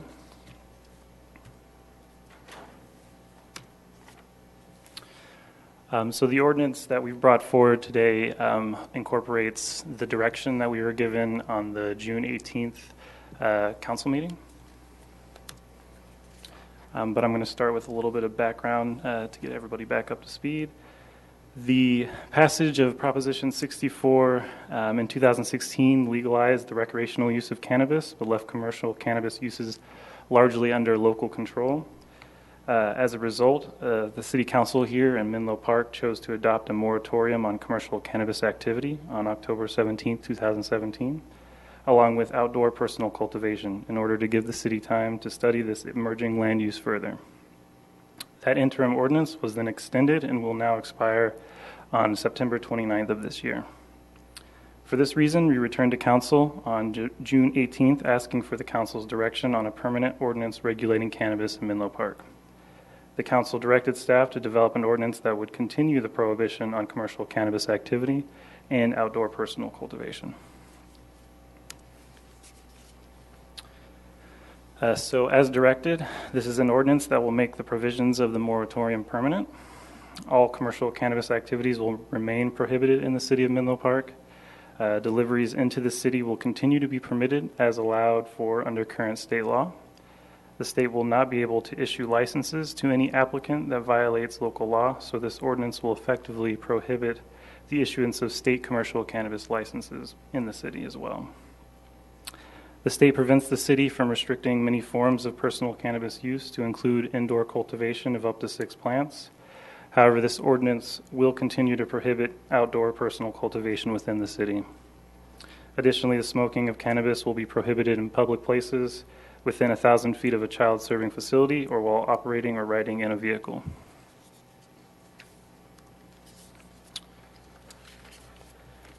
So staff's recommendation tonight is that you approve the introduction of this ordinance. The second reading of this ordinance, if passed today, will be next Tuesday, August 27th. If adopted, the ordinance will become effective on September 27th, which will prevent any lapse of local control upon the expiration of the current moratorium on the 29th. The council does not need to take any further action on cannabis following the adoption of this ordinance unless it desires to or there's a change in state law. Staff will revisit cannabis uses during the public outreach portion of the next general or specific plan update as directed by council on June 18th. That concludes the presentation. Thank you for your time, and staff will stand by for questions. Thank you. Ms. Herron, do we have any public speaker cards this evening? We do not. Comes up to council. Any questions for staff? Councilmember Nash. What is the state requirements for personal cultivation, does it allow outdoor cultivation as well as indoor? And is that, or is it just, what are the requirements? So at a bare minimum, the state requires that we allow indoor cultivation of up to 6 plants. Personal outdoor cultivation is left up to local control. As we reported in our previous study session, most jurisdictions in San Mateo County have banned personal cultivation outdoors. I think Pacifica is one of the lone exceptions.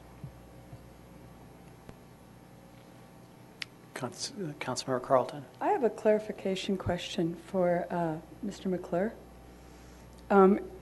In looking at this ordinance that we have, is it okay for me to make a suggestion at this time for something else as well that might need to be tweaked, or would that have to be agendized separately? It depends on what it is. But if it's a modification of the proposed ordinance or the wording of the ordinance, that's fine. Okay. And then it can be introduced as amended and still come back for the second reading Excellent. next week.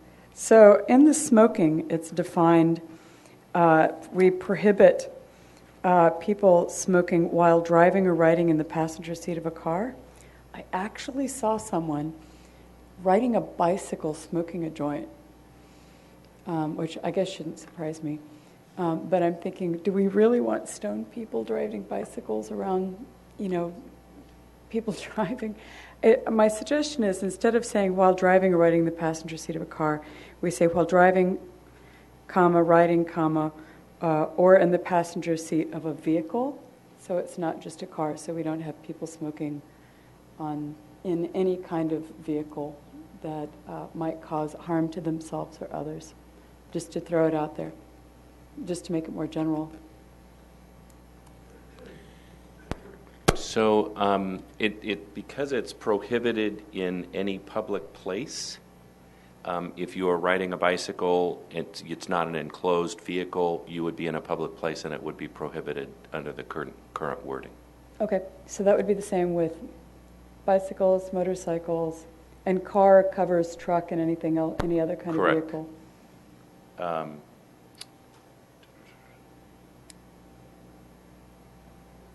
So we can modify it to include a car or any other vehicle. Okay. But Not that it's any big deal. It just happened that we got this, and at the same time I saw someone in Palo Alto doing this and thought, maybe we should make that clear. But you're right, if it's outdoors, it's outdoors. I guess people don't consider themselves outdoors once they get in a vehicle.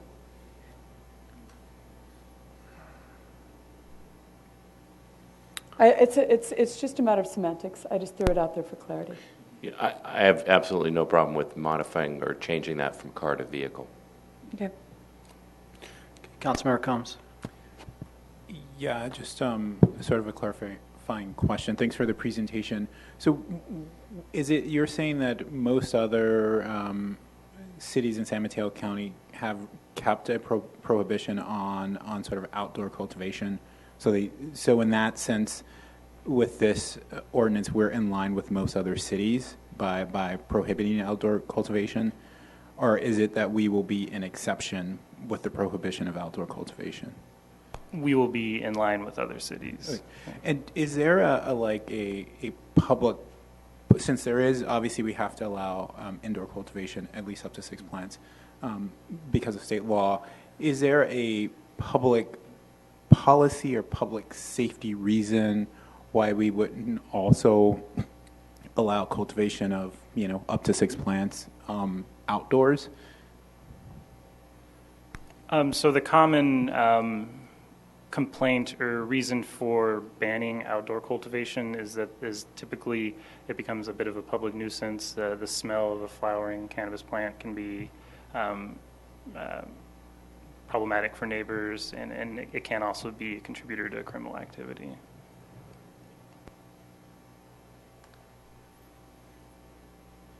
Okay. I have a question. Mayor Pro Tem Taylor. Thank you. I don't know where to start here. So state law allows to have 6 plants growing inside. you can grow 6 plants inside your house, whether you're a renter or a homeowner.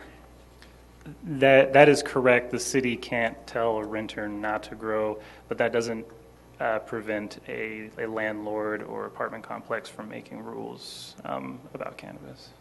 And I'm not sure if this happened before I was on council, but did we do any community outreach about cannabis in Menlo Park and what our residents wanted to see as far as an ordinance? So at our last meeting, when this came up, what we said is that we would do outreach within the specific plan discussion. So there hasn't, as to my knowledge, we haven't polled on this yet. We had incidental evidence just like tonight. No one has shown up to speak on it. We've received some emails from people and maybe a phone call, but very not in the volume that we usually get when there's an uproar. That being said, we, as part of this motion, we have said that we will be doing outreach through that specific plan process. One of my concerns, recreational versus medicinal. This is the downfall of marijuana being legal across the board, is it makes it more inaccessible to people who use it medicinally. So at least that's the complaint that I've received. And so it's more expensive. 2, well, you can't grow outside. And then, so that's one of my concerns. The other is, and I'm not sure if I asked this at the last time we discussed it on the June 18th, there's already delivery services. They're advertised in newspapers. We don't get any of that tax money. I believe we should if they're being delivered in our city. So is that possible, or is that a way to? So, I mean, it's generally the state law governs where and who gets the tax revenue, but it is typically point of sale. So it's where it starts from, where they're actually making the sales from a specific location and delivering from that location. So that jurisdiction ends up getting the sales tax revenue. So isn't there other cities in San Mateo County that have a tax measure for marijuana, or if not, someplace in California? Yes, there's various cities, Pacifica, for example, that have put an excise tax on cannabis. I'm not sure what effect that would have on cannabis delivered into the city. Typically, that's for retail dispensaries within the city.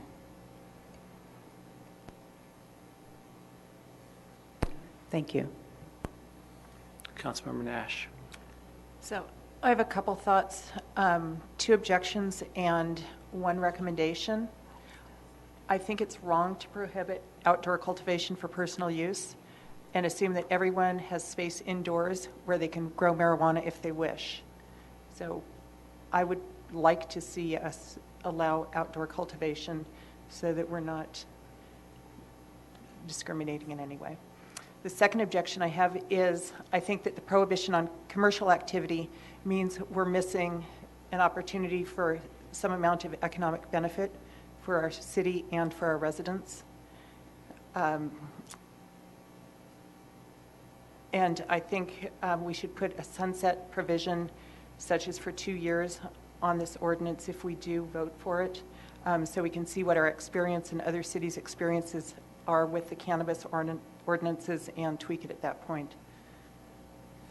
Okay, to be clear, if there's a sunset provision, you'll support it this evening? No. Okay. Rick? Yeah, Councilmember Carlton.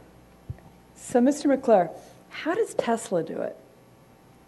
Tesla has a tax system, because we had Tesla here, and we didn't get any tax for it because they had set up their tax structure so that when you ordered your Tesla, you paid tax in the town you ordered it.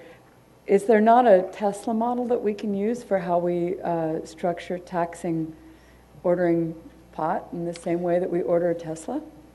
So again, those rules are state rules specifically for automobiles. So and Tesla has specific laws? What's that? No, There's it's specific for Tesla tax laws? It's not just for Tesla. For other automobiles, if you're buying a leased vehicle, your certain kind of vehicles, they can be taxed in the jurisdiction where they're delivered if it is a delivery. Again, they're all regulated by the state of California. They're not subject to local regulation or modification. So, Okay, I just had to ask. So my pause is that while it's true we haven't done outreach on the prohibition, we also haven't done the outreach on not prohibiting it. It's been the way that we've operated in the city for some time now, and so I think, I'm imagining most of the things that we see in the city, the most passionate things we see in the city have to do with fence lines and my street and your car. And so I'm a little concerned about what the passion will see about the pot in your garden next to my fence line without asking people about it first. That being said, I don't have a problem with the sunset provision to watch and see what's going on and see how this is progressively looked at over time in jurisdictions. And it may be that after we do the outreach, we'll find that, the majority of the city is comfortable with it. But I think that there's parameters. If we're going to start talking about outdoor, I wouldn't want to just say, okay, tonight outdoor. I'd want to say, okay, now where outdoor, right? Like, and who's going to have access to it? And it's like, how high is the fence going to be? And, it's like when, it's like, God, if I have, like, how regulated is the cover on my hot tub, right? And the chance that someone's going to sneak into my backyard and get my hot tub. So we can have that discussion if you guys want to have that discussion. And I'm happy to do that, but I don't want to just jump into the pool for the sake of saying, okay, we've allowed that. But I'm happy to go with the sunset provision tonight. I'm still committed to doing the outreach. We can even look at how we would look at allowing outdoor cultivation, because I am sensitive to that for people who have medical needs. I'm just trying to be honest and balance that against, okay, we got kids in this area who I think we'd all agree make their way into each other's backyards and gardens. And so how do we balance that? So anyway, that's kind of where my thinking is on it. Is there a middle ground? Councilmember Nash? I just want to point out that I don't know the statistics, maybe someone else does, but over 60% of the population has voted for the proposition when it was up in Menlo Park. And I've had a number of people reach out to me, and they are not, basically people don't want to pop up their head especially and discuss this publicly. And I guess anyway, okay. We could also put it, don't we do a poll every year? We could put it in the poll. We are working on a citizen survey, and we could put it in there, yes. Why don't we put it in the poll? That way it's anonymous. No one knows who said it. And we can go ahead and we can work out some parameters with the city attorney where we talk about the different fields about, okay, if it's outdoor, where is it outdoor? How do we do that? I don't know if necessarily we need you for that, Bill. I just kind of know. But we could figure out some things around that. Councilmember Combs. Yeah, I mean, so first, some queries on when we talk about a possible sunset provision. What is this? Are we saying a year, 2 years? Is the thinking? Because I think probably a year seems too short to think that we would be sort of dealing with it, and I would think of something more along the lines of two years at least, as far as the sunset provision. And I will say that I think I share some of Commissioner Nash's concerns, but I think that there is, as staff alluded to, valid, public safety and as the mayor alluded to, public policy reasons why at this moment, like allowing for outdoor cultivation is probably not the right route to go. And I think the other The other thing that sort of makes me feel comfortable about approving this ordinance is the idea that I don't really think we're denying access to marijuana for anyone.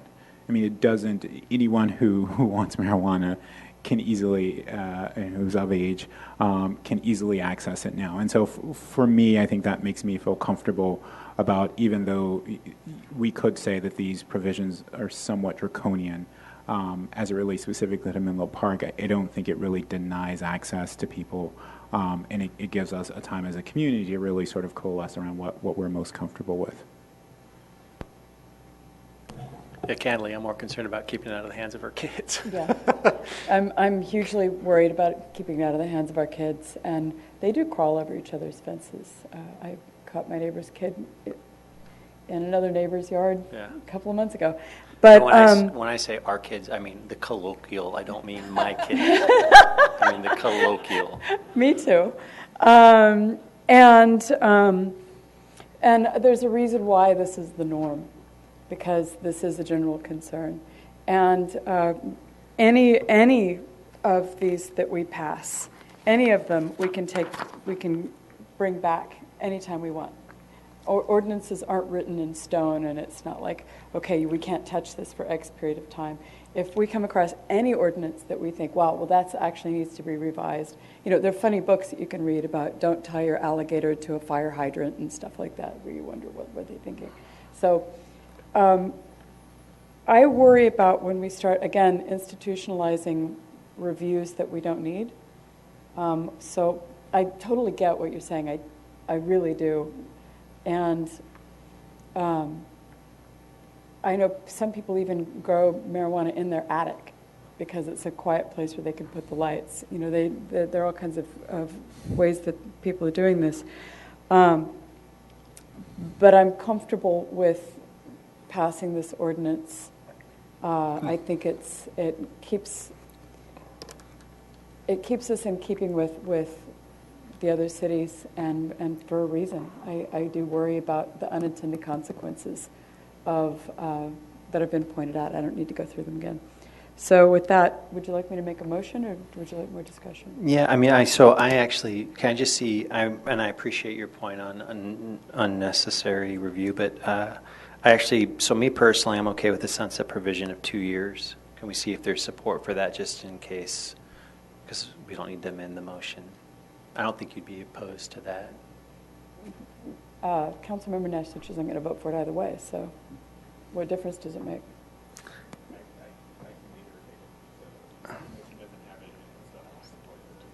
Yeah, you support the 2. I'd be more comfortable with the 2 too. I mean, just because I actually do, I want to. The reason why is because when we do the outreach, it feels like in good faith. If we're going to do the outreach, we should probably have scheduled when we're going to look at it again. Let's do 3 then, and then we actually give it a chance to quote unquote take root. Mr. McClure. So the question is it truly a sunset? If it means that the ordinance is repealed at the end of 2 years, it means that anything goes if we don't adopt. Okay. Because then we would not have any prohibition, which means that the state law basically, if you don't act, then the state law provisions are applicable. So, or do you essentially want this to come back and to be reviewed by the council in 2 years? So that's what I was putting forward. Let's review it in 3 years rather than kill it. Okay. Or whatever the period of time. So was it 2 years or 3 years? I was thinking 3 years actually gives people a chance to get up and running. Yeah, I think so. There's nothing to run. I'm fine with where. Yeah, I think I'm fine with 2. So we'll I'll review. move to accept it, changing to vehicle with a view to reviewing it in 2 years. That's great. With the condition that we're going to do outreach on it and include it in the poll and in the specific plan review. Questions about it there? All good? Friendly amendment? Okay. Let's go ahead and and we got a motion. We got a second from Councilmember Combs, and we got a vote.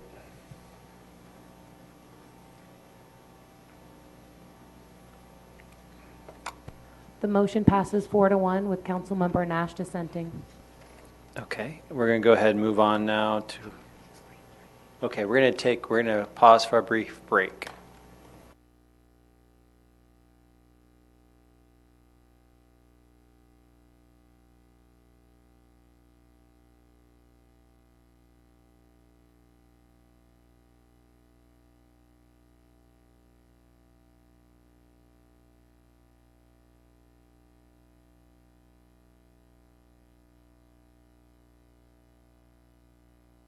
With ICF Jones and Stokes to prepare an environmental impact report for the proposed Willow Village Master Plan project in the amount of $1,113,859, and any future increases as may be necessary to complete the environmental review for the proposed project. Our principal planner, Kyle Peralta, will make the presentation. Good evening. Thank you. Good evening, Mayor Mueller and Mayor Pro Tem Carlton. Just for the record, I've been getting Peralta since I was, did I say Taylor? Sorry, excuse me. I've been getting Peralta since I was 6. I will give the staff presentation this evening regarding the request for an authorization for a contract amendment with ICF Jones and Stokes, commonly referred to as ICF, to prepare the environmental impact report for the Facebook Willow Village project. And so, to start here, I'll give a little brief background about the project. So, the project location is highlighted in shaded blue here. For context, it's along Willow Road at the intersection of the Dunbar and Rail Corridor and Willow Road, very close to the other Facebook campuses.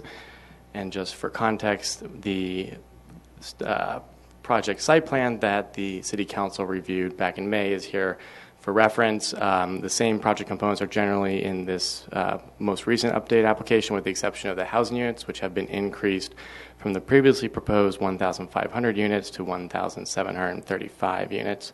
The same amount of office and retail square footage as well as hotel rooms remains in this project proposal. And so just by a little bit of background on the California Environmental Quality Act, commonly referred to as CEQA, just want to give a brief overview here for the council's benefit. Under CEQA, the lead agency, in this case the City of Menlo Park, is responsible for conducting the appropriate level of environmental review for any project under CEQA. For this project, the city staff has determined that a full environmental impact report would be required, and I'll get into that in a little more detail in a minute. Some more background on CEQA. CEQA evaluates and discloses potential environmental effects of a project. It does not imply project endorsement going through the CEQA review and analysis process. The City Council ultimately would need to certify the EIR before taking final action on the project, and the City Council has sole discretion on that final action of the proposed project. And so, briefly with regard to the Phase 1 environmental review, the city is under contract with a consultant, ICF, to prepare that first phase. That was really about information gathering, background data, kind of gathering as well, and then overall project understanding with the consultant. That total budget was approximately $67,500, and that was within the city manager's signing authority.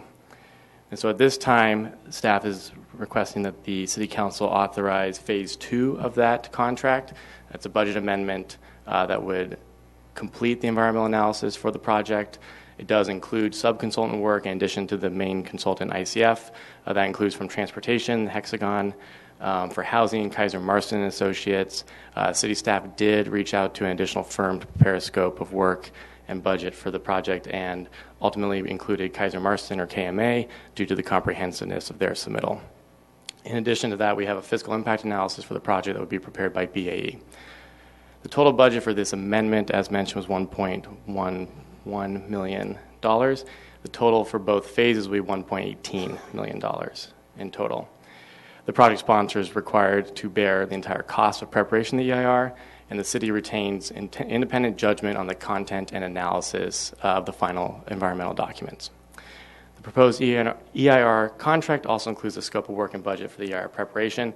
What I do want to make clear, though, is that the scope of analysis within the EIR itself will be determined through the EIR scoping process, and I'll get to that in a second.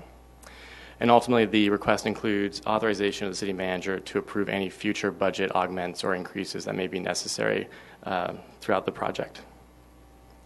So some key components of the proposed EIR contract. The project does include the preparation of a full project-level EIR. The project EIR contract proposal includes variants, and so the scope of work includes up to 6 project variants. These are variations on the project proposal. These are different and distinct from alternatives analysis for a CEQA project, but rather these add some flexibility for staff to study different variations on project components, which are outlined in the draft scope. In addition, the proposal includes project alternatives and includes up to 4 project alternatives. Typically, EIRs include 2 project alternatives, a no project, and a reduced project alternative. So this includes up to 2 additional alternatives to be determined through the EIR scoping process. And so the next steps for CEQA review. Authorization of the EIR contract and scope of work would allow for city staff and the consultant to develop the notice of preparation. So the notice of preparation, or commonly referred to as an NOP, identifies that the city is about to prepare an EIR. And so there's a 30-day comment period once the release of the NOP happens, requesting for input from members of the public. We'll hold a scoping session with the Planning Commission, any other interested agencies on the scope of the analysis within the EIR.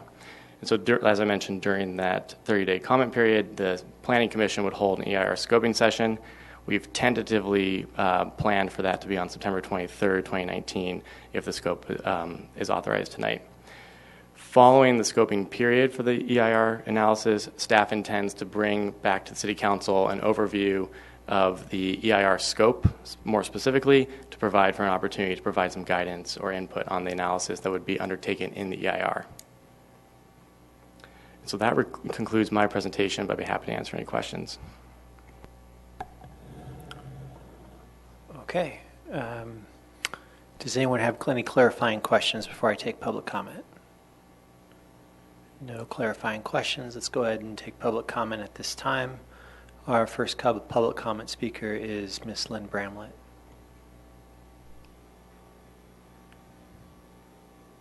Good evening again, Ms. Bramlett. Good evening. I urge Council to vote no on advancing the Facebook Office Park, also known as Willows Village, to the Environmental Impact Report stage. My concerns include, first, the staff report asks Council to give up too much fiscal oversight authority by raising the city manager's approval amount to almost $1.2 million initially, and then for any future increases as may be necessary to complete the environmental review for the proposed project. Instead, I believe that Council needs to retain more fiscal review authority so you can be more involved in the details. The project would also significantly worsen the already serious jobs housing imbalance. It would add 9,500 employees while only adding up to 2,000 residential units.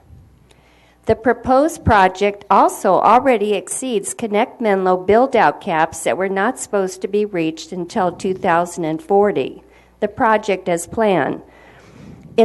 I've already mentioned the employees. The Connect Menlo new employee build-out cap was up to 5,500 new employees. This project would add 9,500. The project also already exceeds, by the time it's approved, it would exceed other Connect Menlo caps.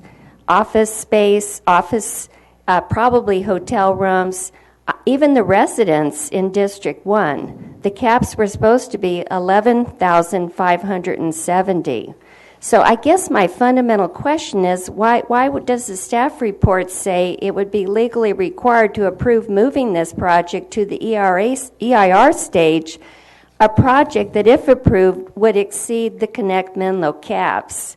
So it seems to assume that approval will eventually be given. I have to ask why it isn't scaled back. I also, the proposal, I think, needs also more careful review for accuracy. For example, the proposal states that the Connect Menlo EIR which is Resolution 6356, and I've read that carefully, dismissed aesthetics concerns with the development in District 1. I spent the afternoon walking around the area today, and I would say aesthetics are most definitely compromised by the development. You see huge buildings and not the bay. Finally, what isn't being addressed tonight is the real problem. I speak specifically about the Connect Menlo zoning changes that concentrated development in a lower income part of Menlo Park while sparing wealthier neighborhoods. The policies created have had a negative environmental impact, and I think it's time to update our general plan. Thank you. Thank you, Ms. Bramlett. Okay, bringing the item back up here for discussion. Does anyone on the dais have any questions? Any comments? Okay, well, Councilmember Nash. So I understand the need to proceed with the Willow Village EIR, and my top concerns continue to be Menlo Park's housing affordability, housing availability, and traffic. Project scoping should include studying alternatives that ameliorate the jobs housing imbalance for the project, and that means we need to look at alternatives that either expand the housing enough to accommodate the net new jobs or reduce workers so proposed housing is sufficient for all new workers. And we should also be looking at the cumulative impact of regional development. Thank you. Thank you, Councilmember Nash. Any other comments this evening? Looks like you're going to press your button, Councilmember Carlton. I agree with Councilmember Nash. And on that, we will move forward with the EIR because we're obliged to do so. And so are you looking for a motion? Yes. So moved. All right, I need a second. Did you want to, I'm sorry, Mayor Pro Tem Taylor. That's okay. It's okay. Okay. I have a few questions, specifically in the staff report, the letter from ICF. Has phase one occurred already? Because that was a little confusing to me, Kyle.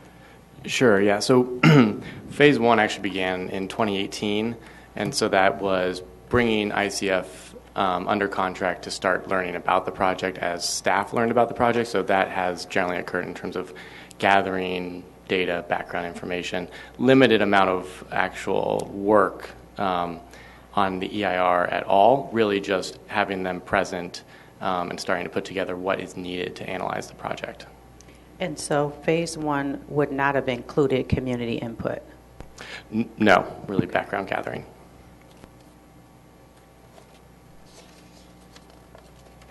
And then will we be using the tiers, the recently adopted tiers, to do the NOP for outreach? We can certainly look at that. We're definitely looking at expanded outreach for this project, specifically regard to the notice of preparation release, so we can definitely evaluate that.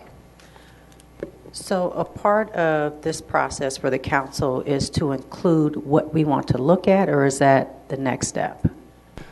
So that would be the next step. Tonight it's really about authorizing the scope of work to develop the EIR. So the first step in that development is the scoping process, which will happen.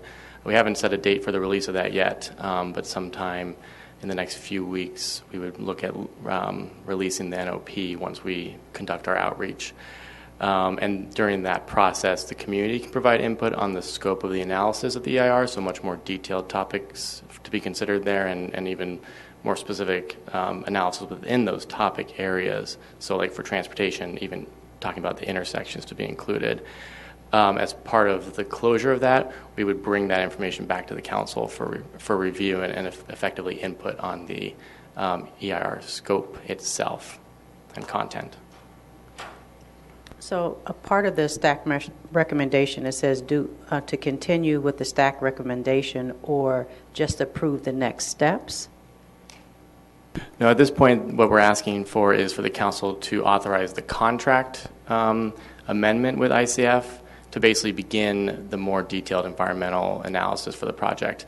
We're not specifically asking for authorization for the next steps, although the slide that I had regarding the next steps is really to identify what would come next after authorization of the contract. And so the first step in the environmental analysis process is the development of the notice of preparation project description that would go along with that for the members of the public and interested agencies to understand the project more fully, and then begin the comment period on what should be assessed in the project, analyzed. So after the next step, once that process is completed, would you be coming back to the council to approve the next step? Or will it just continue to move forward? So what we mentioned in the presentation is bringing back to the council, potentially as an informational item, the comments that we received on the EIR scope, kind of a summary perhaps of the Planning Commission's discussion and comments as well, and then ultimately allow for opportunity for input from members of the City Council with regard to that scope, and make sure that we're on the same page before moving forward with that. I have a few more questions, but I need a little bit of time, if you don't mind. If someone else has some other questions. I think you guys made that a suggestion. I'm pretty sure there's unanimous support on the council for that to occur, so let's... We'll plan for that. Okay. Did you have something else you wanted to add? Go ahead, Councilmember Nash. Well, I'm just filling time. Filling time's okay. It happens sometimes. So feel free to make a speech. On the transportation studies, the way I read it, there's very little study of intersections west of Middlefield Road. So if you could take a look at that when you go. Anyway, please take a look at that. Sure.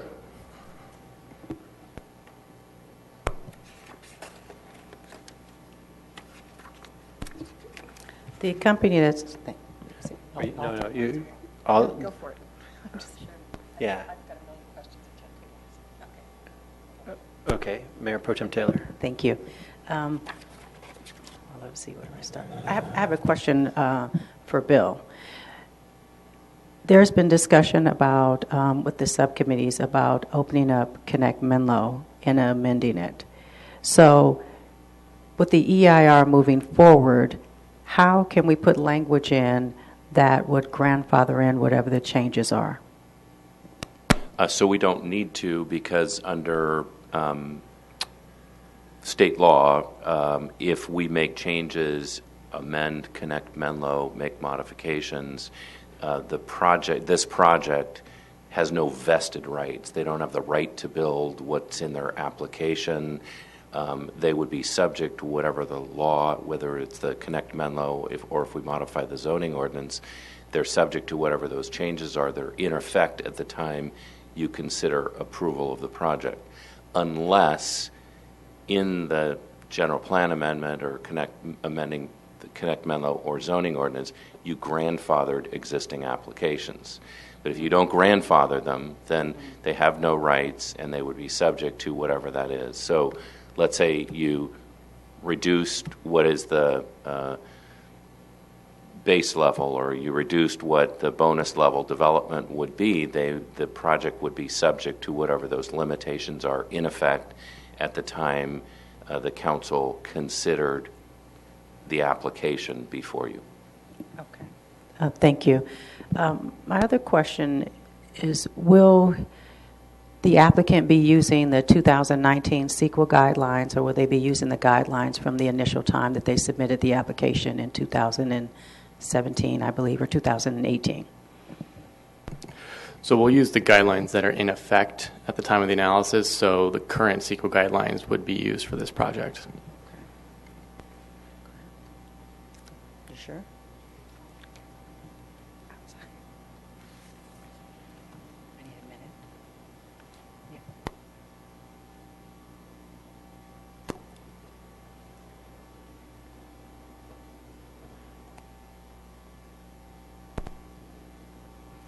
Councilmember Nash.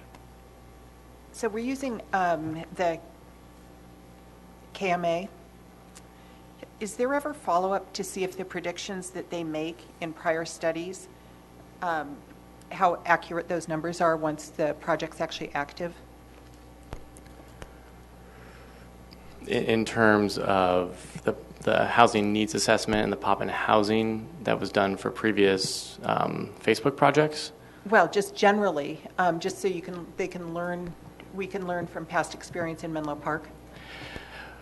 To my knowledge, we haven't reviewed previous EIRs and determined exactly how the pop in housing estimates or analysis occurred. There may be a timing issue with that in terms of when the kind of estimates that were analyzed might take effect. We can certainly look back at those previous EIRs to assess the accuracy. I'm wondering, do they ever do that? So if I could offer, I think we have, if anyone is aware of any actual inaccuracies, then we will gladly go back and look into that. We would want to be aware of No, that. I'm purely trying to find out, just so we can be using the best data possible. It's not to point out any inaccuracies. It's just when one makes projections, it's always interesting to see how close you get. Sure. I do actually have a question. Councilmember Carlton. I do actually have, as long as we're asking questions. The LOS, the level of service, a lot of people don't know that's not an arbitrary thing that's actually set by council. And a few councils ago, they lowered it to a very high level of sensitivity in Menlo Park. My question is for, if we move to VMT, does that have the same subjective quality? Or is VMT set as a universal standard?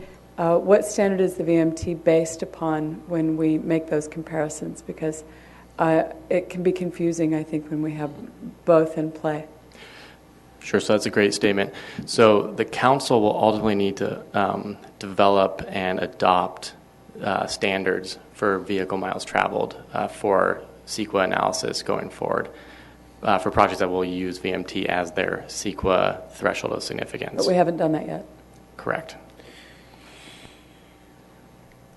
Can I ask my colleagues? So number one, I want to compliment you all on your attention to detail and willingness to dive into the facts. And this question isn't meant in any way to be negative toward that. But given what's actually before the council tonight and that we have two other items that people are waiting on, my question would be, is there any question that is going to be determinative on whether or not you vote either way on this item? And if not, if the questions really are such that pertain to understanding the process more, perhaps it would make sense to come back in a study session to sort of talk about those things, which is perfectly great and fine to do. But if the question isn't really determinative on the issue this evening, I'm looking out in the audience and I see people who are really here to talk about some of these other items. And I don't mean to cut you off. If you want to keep going, we'll keep going. No, I appreciate that. The only thing that I would like to follow up on, because it was the only public comment, was the questions that Ms. Bramlett asked. I know that you, Ms. Bramlett, have made consistent comments each time the Willow Village has been on the agenda. And so I'm not sure if there's a way to maybe answer one or two of her questions.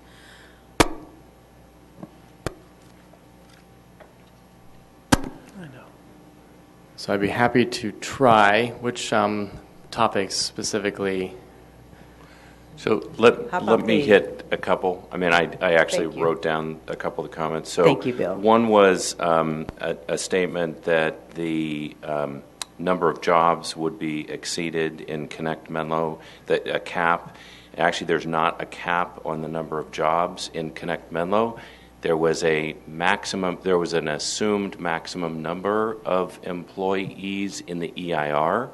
And so part of this EIR analysis would be looking at, because that number would be exceeded, what's the impact or what's the additional impact of exceeding those numbers? I mean, that's part of why they have to do an EIR, because they're proposing that the total number of jobs that were evaluated as part of Connect Menlo would be exceeded. But it's not a cap, so it's not violating Connect Menlo. There was another statement about would exceed the build-out caps. Again, the EIR differentiated between life sciences and office, but Connect Menlo, the general plan document, did not differentiate between those. It lumped together all non-residential and created a cap for non-residential. So this project would not exceed the caps that are in the general plan. Yes, it would exceed the amount of office that was evaluated as part of the EIR, but again, that wasn't a cap. So that again, the EIR is going to evaluate what are the impacts of exceeding the amount that was evaluated as part of the EIR. I mean, that's why you do the EIR. So that's the whole purpose of doing the EIR, is to evaluate whether there are more significant impacts or how significant those impacts would be for increasing the number, et cetera. Ms. Bramlett, does that answer your question? I don't think it answers the question, because I think she reaches a different conclusion than what the documents actually say. So why don't we suggest that Ms. Bramlett can go ahead, and I think we do have so when it comes back for the scoping, there will be a very detailed, but I think it should come back probably as a study session, scoping, sit down, go through all the questions. I know tonight is really sort of pro forma. We have to move forward this evening. And I think that people need to understand that too. Candidly, if I voted, let's say tonight I voted against the EIR, moving forward tonight, and this is a pro forma thing, applicant actually controls whether or not they can submit something to the city. If I vote against it, I would be displaying a bias. I would be displaying that I was not open to, in fairness, to the application. And frankly, I'm pretty sure I could be challenged and removed from consideration of the matter.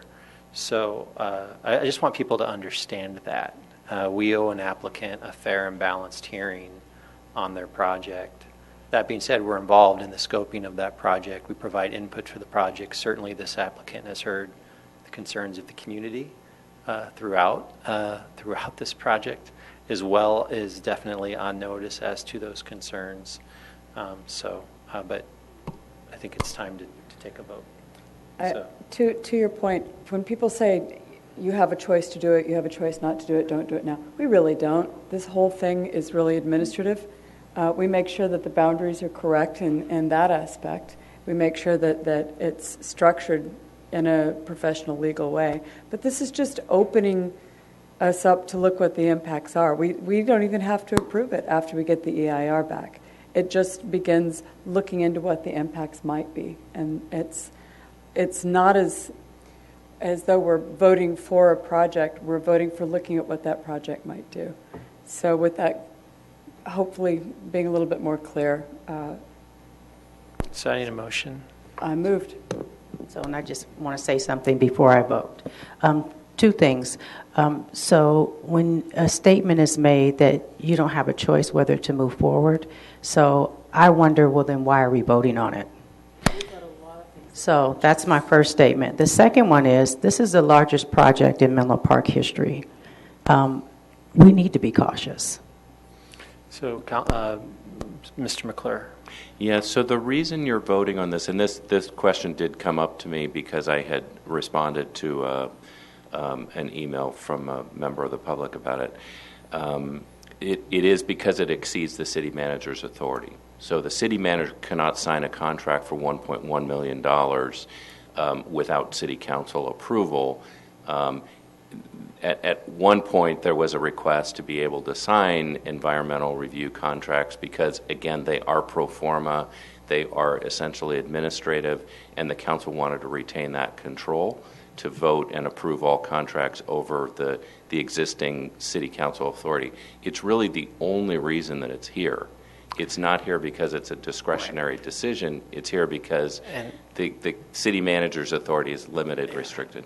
And I remember that discussion, and I remember arguing that we should keep the authority. And the legislative history, if you go back and look at it, was because I wanted the ability for the public to comment on it at the time we accepted the EIR and not limit that ability for projects that large.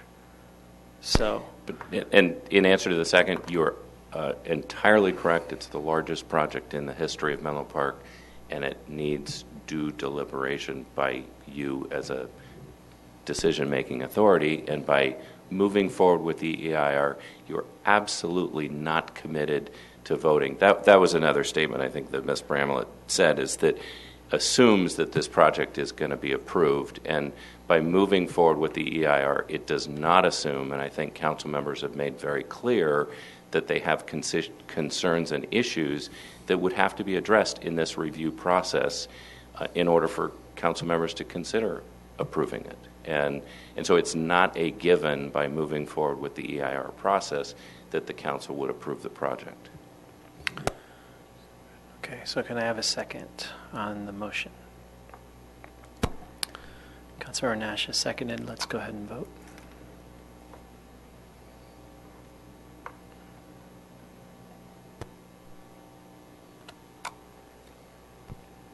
The motion passes with Councilmember Combs absent. I think recused. My yeah. apologies. And with that, Councilmember Combs can come back in from the cold. I don't know if it's cold out, actually. From the warm summer evening, probably is a more apt description. Okay, with that, we're going to go ahead and move on to item I3, amend the approved Bellhaven Neighborhood Traffic Management Plan and provide direction on potential neighborhood turn restrictions. We have staff report from Associate Transportation Engineer Kevin Chen, who will make the presentation. Thank you, guys. Appreciate it. Mr. Chen.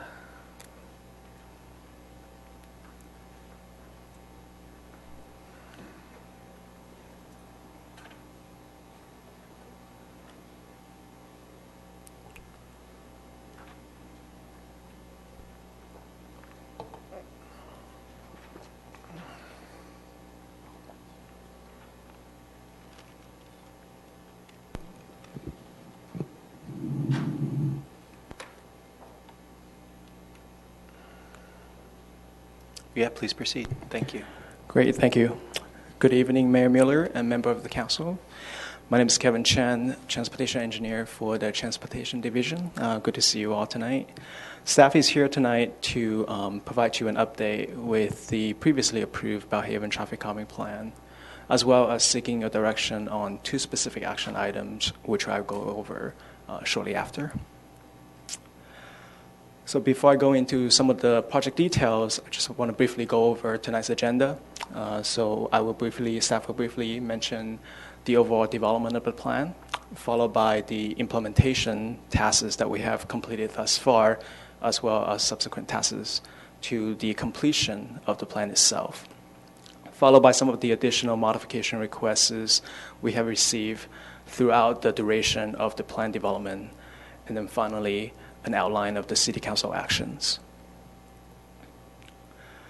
Here's a quick snapshot of the overall duration and time of the plan itself. Overall, it took about approximately a year and a half from the conception of the plan to the approval of the plan, with many community outreach and feedback and one revision to the plan itself before we are here tonight with you with the previous plan that was approved, as well as a city webpage that was developed primarily to keep the community members up to date in terms of the progress of the plan itself. Here is the image of the final approved plan. As you can see, many of the elements here involve signing and striping of sort, but the main element here is really the implementation of intersection bulb outs and mid-block bulb outs. Those really have the benefit of reducing turning vehicle speed, as well as reducing the crossing distance for pedestrians, also the visual of a narrower street with the and hopefully reducing traffic as they're passing through the community streets. And here just wanted to briefly showcase a couple of the images. As I mentioned previously, a bulk of the plan itself involved the implementation of a bulb out. So here I would like to illustrate essentially two images. The one to the left is a picture of a trial installation. So the purpose of a trial installation really is for staff to be able to identify whether or not the design parameters would suit the turning radius of, say, a larger vehicles, for instance, an emergency vehicle, a garbage truck, et cetera, et cetera. And once we go through the trial design phase and the trial analysis phase, we will likely be installing the permanent feature, which the right image shows one potential design. Now, due to some of the design constraints of specific locations, they may or may not look exactly like such the image shown here. But generally, that is the picture of a full bulb-out design. So with the approval of the plan, the first step of outreach per the direction of the City Council is to reach out to some of the residents that may be impacted with the bulb-out design, primarily because the implementation of a bulb-out also requires some specific parking removal. And as such, staff had identified the 4 mid-block bulb-outs as the prime candidates, and primarily because they require less design requirements. It doesn't involve any turning radius because the larger vehicles typically will pass through the street rather than making the turn. So from a design standpoint, those are a little bit easier to go through the design phase. So in May of this year, staff reached out to the households that are living on Choco Street, specifically between Hamilton and Ivy, because they are, again, the most impacted residents. And through the feedback that we have received is that there's really a desire to keep those parking spaces, even though the bulb-out do provide some of the benefits, but parking seems to be a more desired feature. However, there's also a desire to really channel those resources into something else that could also be a traffic calming benefit. And as a result of that, speed feedback signs were recommended by a few residents and subsequently agreed by city staff that those would be a good alternative to the bulb outs. And here is actually one of the first actions that staff will be seeking from the City Council tonight, is to really amend the previously approved plan, specifically focusing on the bulb outs and making those 4 bulb outs into 2 speed feedback signs. Of course, after some of the outreach with the residents, staff also reach out to the fire district because they are one of the most impacted agencies as well. And sometime in May, staff and the fire district actually went out to the field, and we conducted some test runs of key intersections with a fire truck, just to make sure some of the turning radius that we are thinking of designing are feasible criteria. And as a result of that, we have identified a few key locations where it's currently very difficult for the maneuver to occur already, and adding a bulb out would essentially exacerbate the turning radius. And those locations have been identified here by the red marking. They're essentially mostly located on Ivy Drive due to their acute angle. Here I also want to identify some of the jurisdictions. So the City Council have seen this before, but just a quick reminder that the color purple indicate measures that are on the city right away, which we are currently in the process of developing the trial design plans, with the color of green highlighting right away that it belongs to the San Francisco Public Utility Commission. The color in pink indicate Caltrans, which again, there is a separate sequence, which I'll explain in the next slide. So as I mentioned, there are essentially 3 different set of jurisdictions that we are currently working concurrently on. With the city right-of-way installations, we are currently in the trial design phase with the hope of being able to start implementation starting as early as October, with the end goal of getting everything installed by December of this year. With SFPUC and Caltrans locations, the typical process requires their approval, and as such, it's a much longer duration. And in order for the permitting process to kickstart, they typically require a 30% conceptual design plan of the improvements that we're recommending. So as a result of that, staff has given the consultant the go-ahead to begin the 30% design for both locations, for both jurisdictions. So here's a quick table of the plan implementation from where we are to the end of the plan itself. So the first line here indicates that we intend to implement all of this trial devices within the city right-of-way from October to December of this year, which means the 6-month trial period would essentially begin January of next year to June, followed by data collection and analysis with the hope of beginning our permanent device design by late 2020. We're also hoping that by that point we would have the results, the approvals from SFPUC and Caltrans, which would then allow us to go into permanent design for all the features. And of course, because of the additional timeline required, the bulb outs on IV will most likely be a permanent rather than going through another set of trial. So as I mentioned earlier, throughout the duration of the plan, we also received several other requests. The ones here are primarily focusing again on the cut-through traffic. Specifically, we're also asking the City Council for direction, which is the second item that we're requesting tonight, which involves some of the turn restrictions that are shown here. And primarily, those two are focusing on reducing cut-through traffic for the PM peak hour.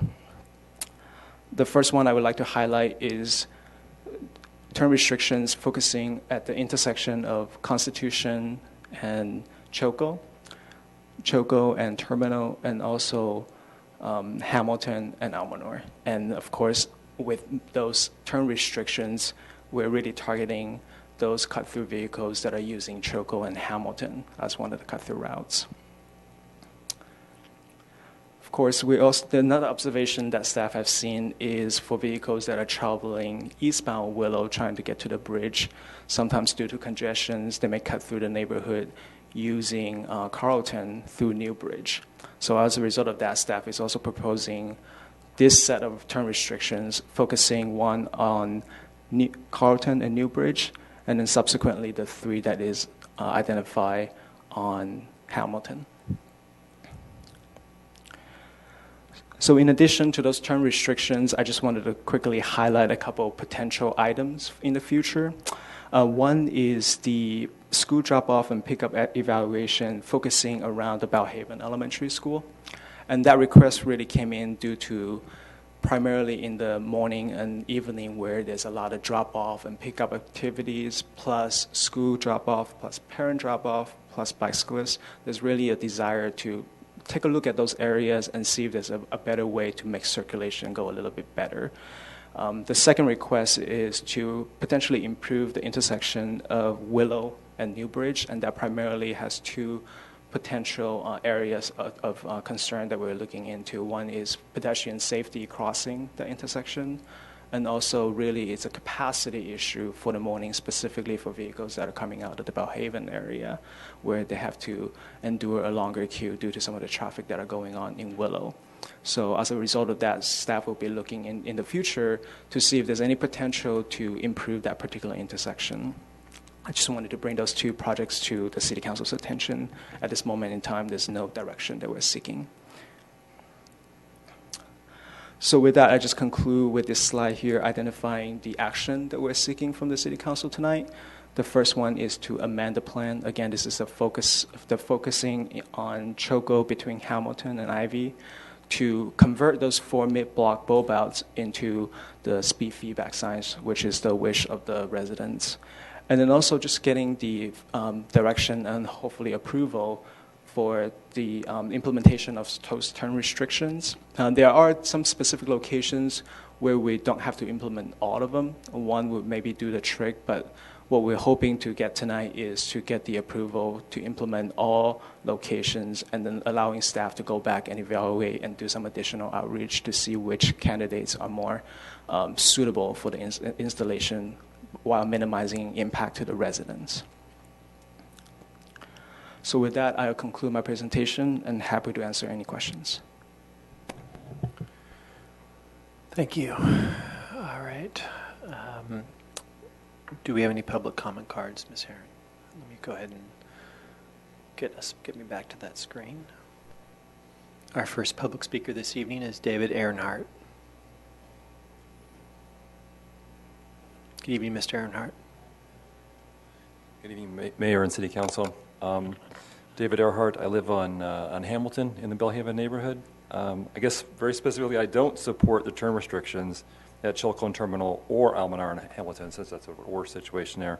The staff comments refer to the intent to reduce pass-through traffic was just reinforced now. That isn't consistent with the traffic study that was shared last July with the Belhaven neighborhood, which showed very significantly that the pass-through traffic for both AM and PM time periods was principally Ivy and Newbridge via Chilco, not Hamilton. So I don't understand the pass-through traffic contribution on Hamilton.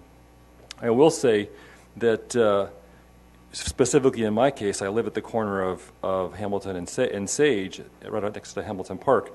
Right now, with the left turn restriction at Chilco and Hamilton, in order to get to my house, I do have to turn right onto Terminal, then turn left on Almanar, and then turn left onto Hamilton to get to my house. Now, the distance from the Chilco Terminal intersection with the most direct route is 782 feet. The current route we have to use during the restricted left-hand turn time is 1,963 feet. If we put in either the Almanor or the Chilco Terminal no right turn limitations, and because of the no left turn considerations at Ivy and Chilco, because Henderson is like a 270-degree turn right there, you have to go down to Windermere. So from that intersection, it's 3,400 feet to my house to get there. And that traffic now has got to go through more of the neighborhood. So instead of going 782 feet through my neighborhood, I have to go 3,000 feet through my neighborhood, which is additional, coverage on surface streets in there. So and the fact that now I am pass-through traffic for another part of the neighborhood. So anyway, specifically at that left-hand turn at Chilco and Hamilton, people routinely ignore that left-hand turn signal.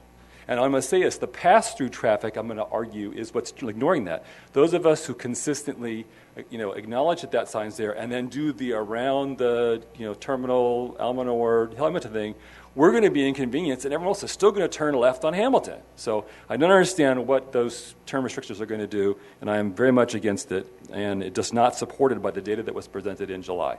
Thank you very much. Thank you. Our next speaker this evening is Greg Reeson.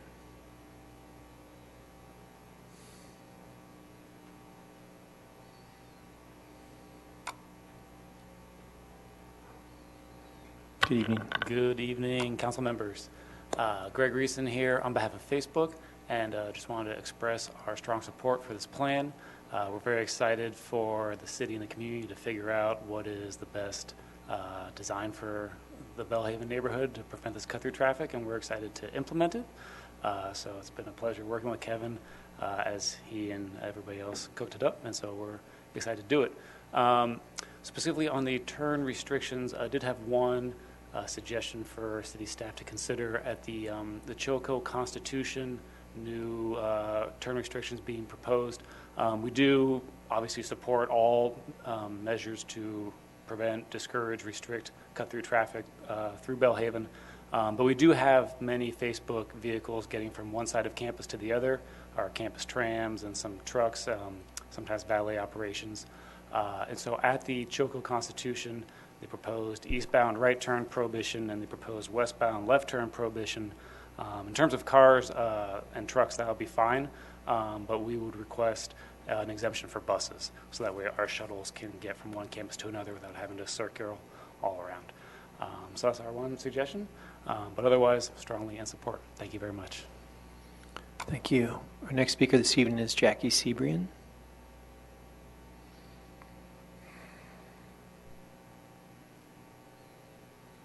Good evening, Jackie. How are you? Thank you for doing this. And yeah, so I have a couple of comments about the traffic thing. Thank you, Kevin, for all the pictures and the everything. It's awesome.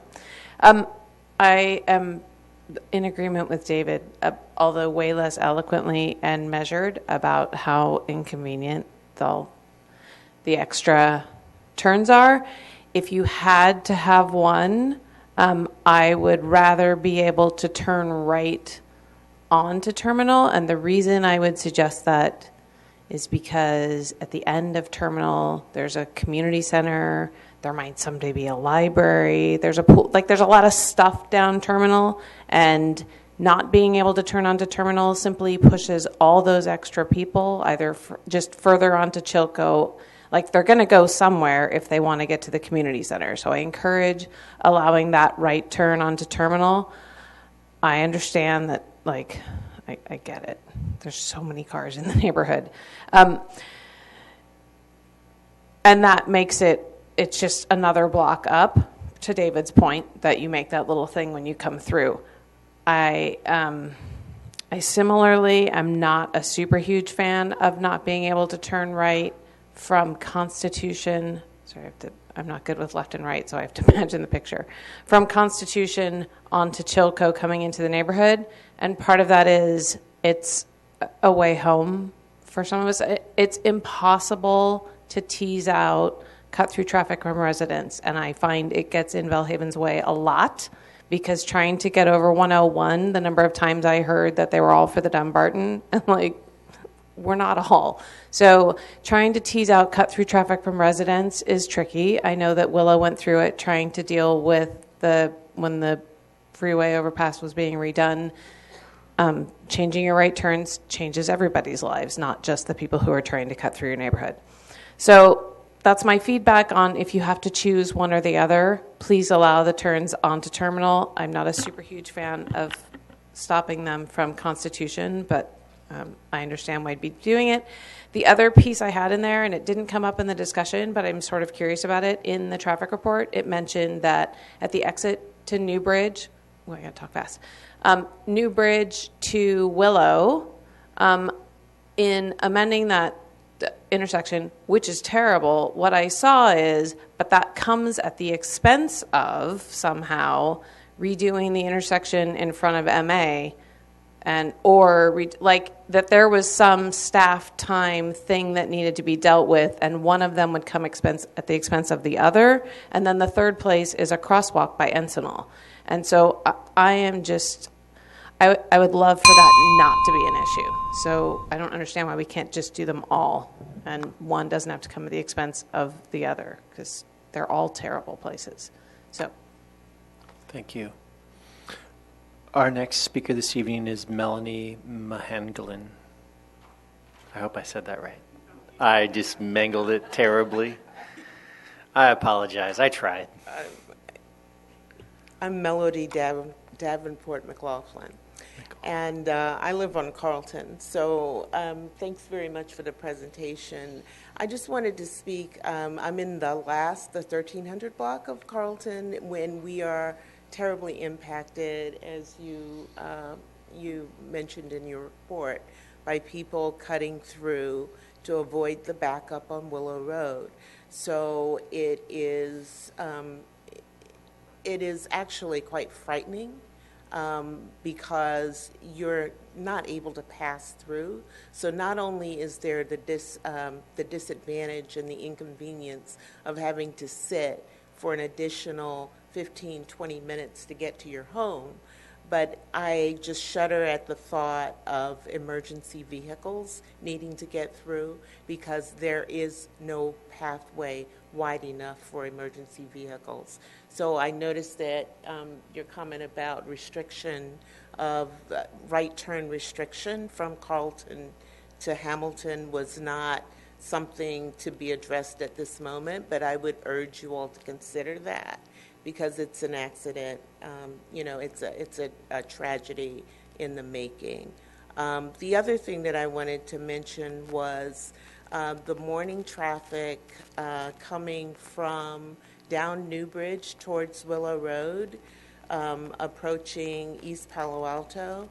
Yes, the traffic there is awful in the morning, and primarily I think it's because the traffic coming from the opposite direction, from East Palo Alto, there's no regard for the light there. It is dangerous for pedestrians. We're now at the start of school. Kids are trying to cross the street to catch the bus across the street. And, I think some enforcement would go a long way. of the traffic signals there. Thanks. Thank you so much. All right. Any other public speakers this evening? Okay, we can go ahead and bring it up for questions. Anybody have any questions or comments for staff?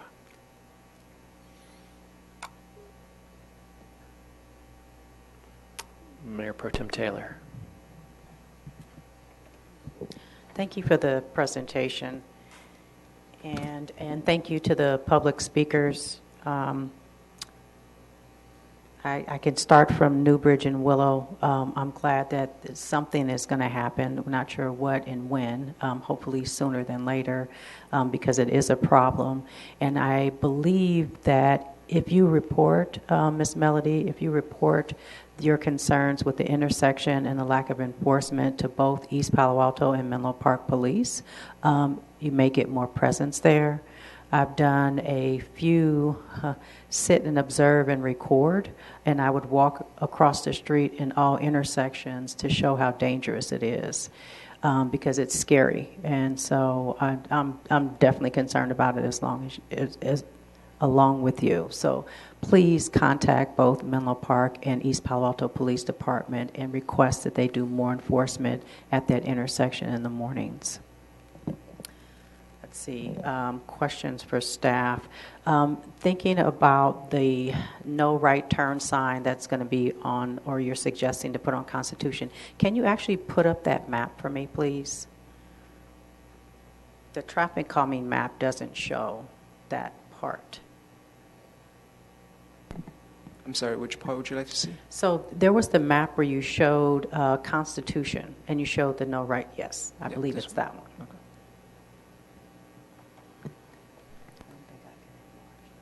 So the no right turn on Constitution would be at, I don't know the name of the street back there. It's not Independence. It is Chrysler? Yeah, Chrysler. So this sign right here would be at the intersection of Choco and Constitution. Oh, Choco. Yes. So you'll essentially be eliminating cars traveling on Constitution, trying to make a right onto Choco into the neighborhood. So a part of your mapping, by chance, did you do alternative routes for people trying to get home? So this is the route that we're trying to prevent people from use, and here's the route that someone trying to get home would use. Yes, we certainly identified that route at future meetings. Are you suggesting we identify that route in the future meetings? No, I'm just looking at the red line, the direction that you're trying to prevent cars from going. Gotcha. So is there one for cars that are trying to get home?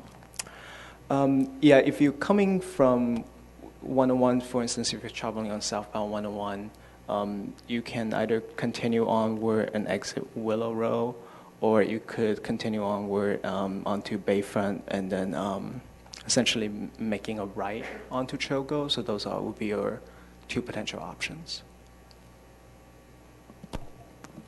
And sorry, Council Member or Mayor Pro Tem Taylor, Nikki Nagaya, Interim Public Works Director for the city. So I just wanted to also note that in general, the turn restrictions in some level are always going to be impactful to residents trying to get to and from destinations, getting in and out of the neighborhood. In general, we've seen that the ones tracking at the end of the route can be less impactful to residents than the ones at the kind of beginning, the upstream end of the route. So in this particular instance, the route that Kevin's showing on the screen, the turn restriction at Choco and Constitution would be kind of the most impactful to those trying to access the neighborhood. And so one way we could approach it would be to start with the turn restrictions closer to Hamilton and Willow, and then only install one at the Choco Constitution intersections if we're seeing that things aren't effective over time. And so that could be one strategy to try and limit the impact on people trying to get home in the evening. It may not be as effective of reducing the total volume of cut through, but it would certainly lessen the impact on folks trying to get home in the evening traffic. So if we took out the one that was on Terminal, and then just thinking about Mr. Earnhardt trying to get home from Chilco, he would make the right on Terminal and then come down and make a left on Hill and then go up Hamilton.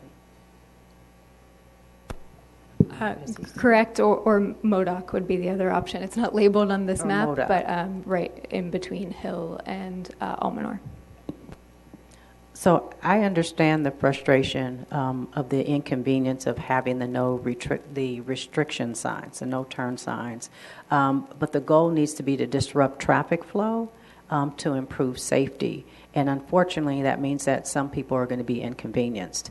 Now, I'm preferring not to inconvenience you too much, but we need to make some type of improvements to make some changes with what's happening around traffic, cut through traffic in the neighborhood. But I do agree with Ms. Sebrian as far as the no right turn sign and having access to the community center. I think that one needs to be removed.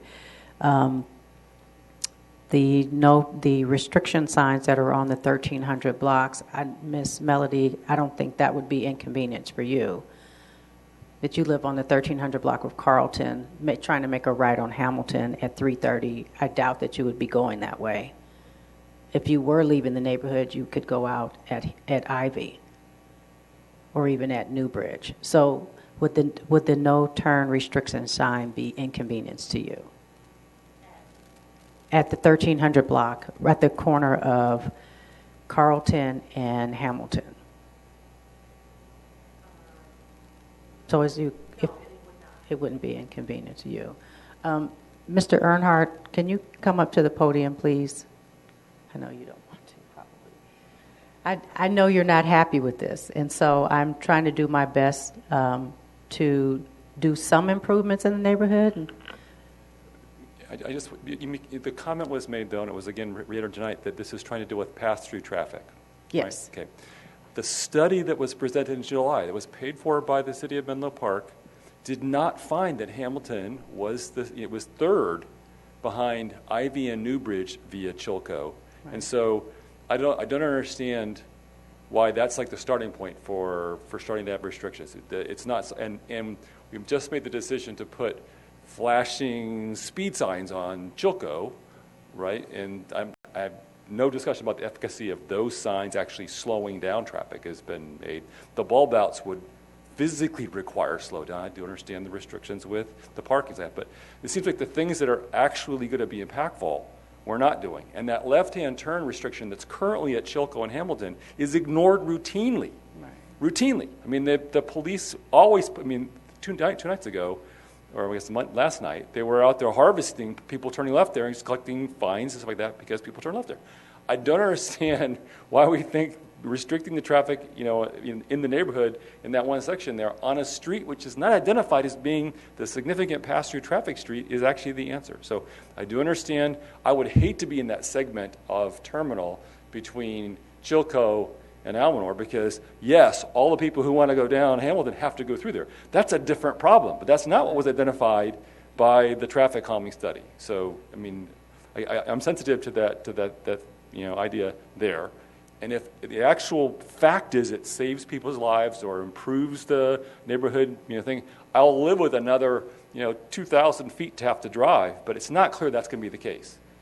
And so, I'm just a little bit frustrated with this change that was made after it was reviewed and approved, and it doesn't appear to be addressing what was the initial finding of the traffic study. That's it. So you can decide whichever you guys are going to do. I thank you for listening to me again, but I don't think it's the answer. So. Thank you. Really quickly, is it possible for staff to respond to that? This idea that Hamilton is not the primary problem with regards to cut-through traffic, and that there is so much focus in what we're doing here on that street. Is there a response? Yes. So Mr. Earhart is definitely correct that Hamilton, in terms of order of importance, falls third out of the three streets.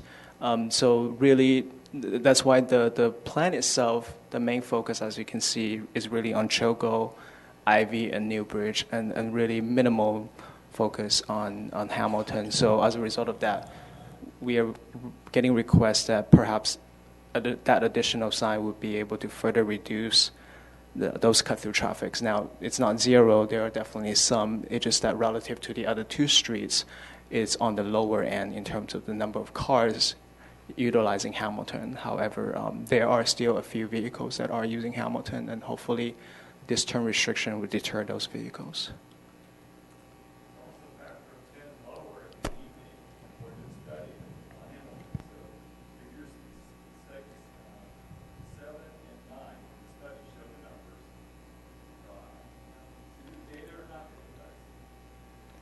And I think one other point we'd just like to make, the data that was collected as part of the traffic calming study that the conclusions were based on was a snapshot in time. And so we've also seen through observations in the neighborhood that Hamilton has a significant queue that builds up essentially from Willow Road back several blocks in the evening in particular. And so even though the data didn't show Hamilton being used as a primary cut-through route, we're seeing that there is definitely cut-through traffic that's using that route and then impacting the traffic operations of Hamilton. And so at this point, the data is about 2 years old. We're looking at mechanisms to try and track an update, but I think if we were to redo the surveys today, especially on a day where there may be a congestion issue on the Dumbarton Bridge, you may see slightly different results using Hamilton compared to the other streets. Okay, so I missed it. I'm going to ask all comments be directed to council and not in response to staff. When we're talking about traffic, it's always passionate, but it's important comments come to us. And then we'll direct questions to staff. Any other questions? Last question about speed feedback sign. Yeah, Mayor Pro Tem Taylor. Thank you. With the speed feedback sign, if it shows to be ineffective, is there still an opportunity to put in a bulb out? Certainly, yep. And with the speed feedback sign and the technology that we have today, is there one that can count cars as well? There are devices out there that has the capability of counting cars, etc. I believe, it's from a cost standpoint, is in addition to the equipment, but those are things that we can explore a little bit further as well. Okay, thank you. Any other questions from the dais? Okay, with that, does anyone want to try to craft a motion?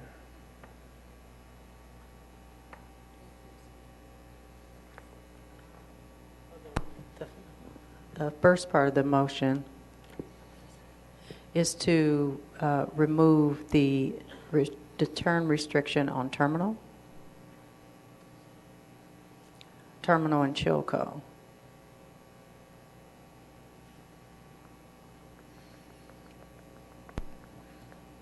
So, excuse the interruption. I just wanted to make one note that if you do decide to recommend us moving forward with turn restrictions, we will need to bring back a resolution enabling the installation of the signs as a future item.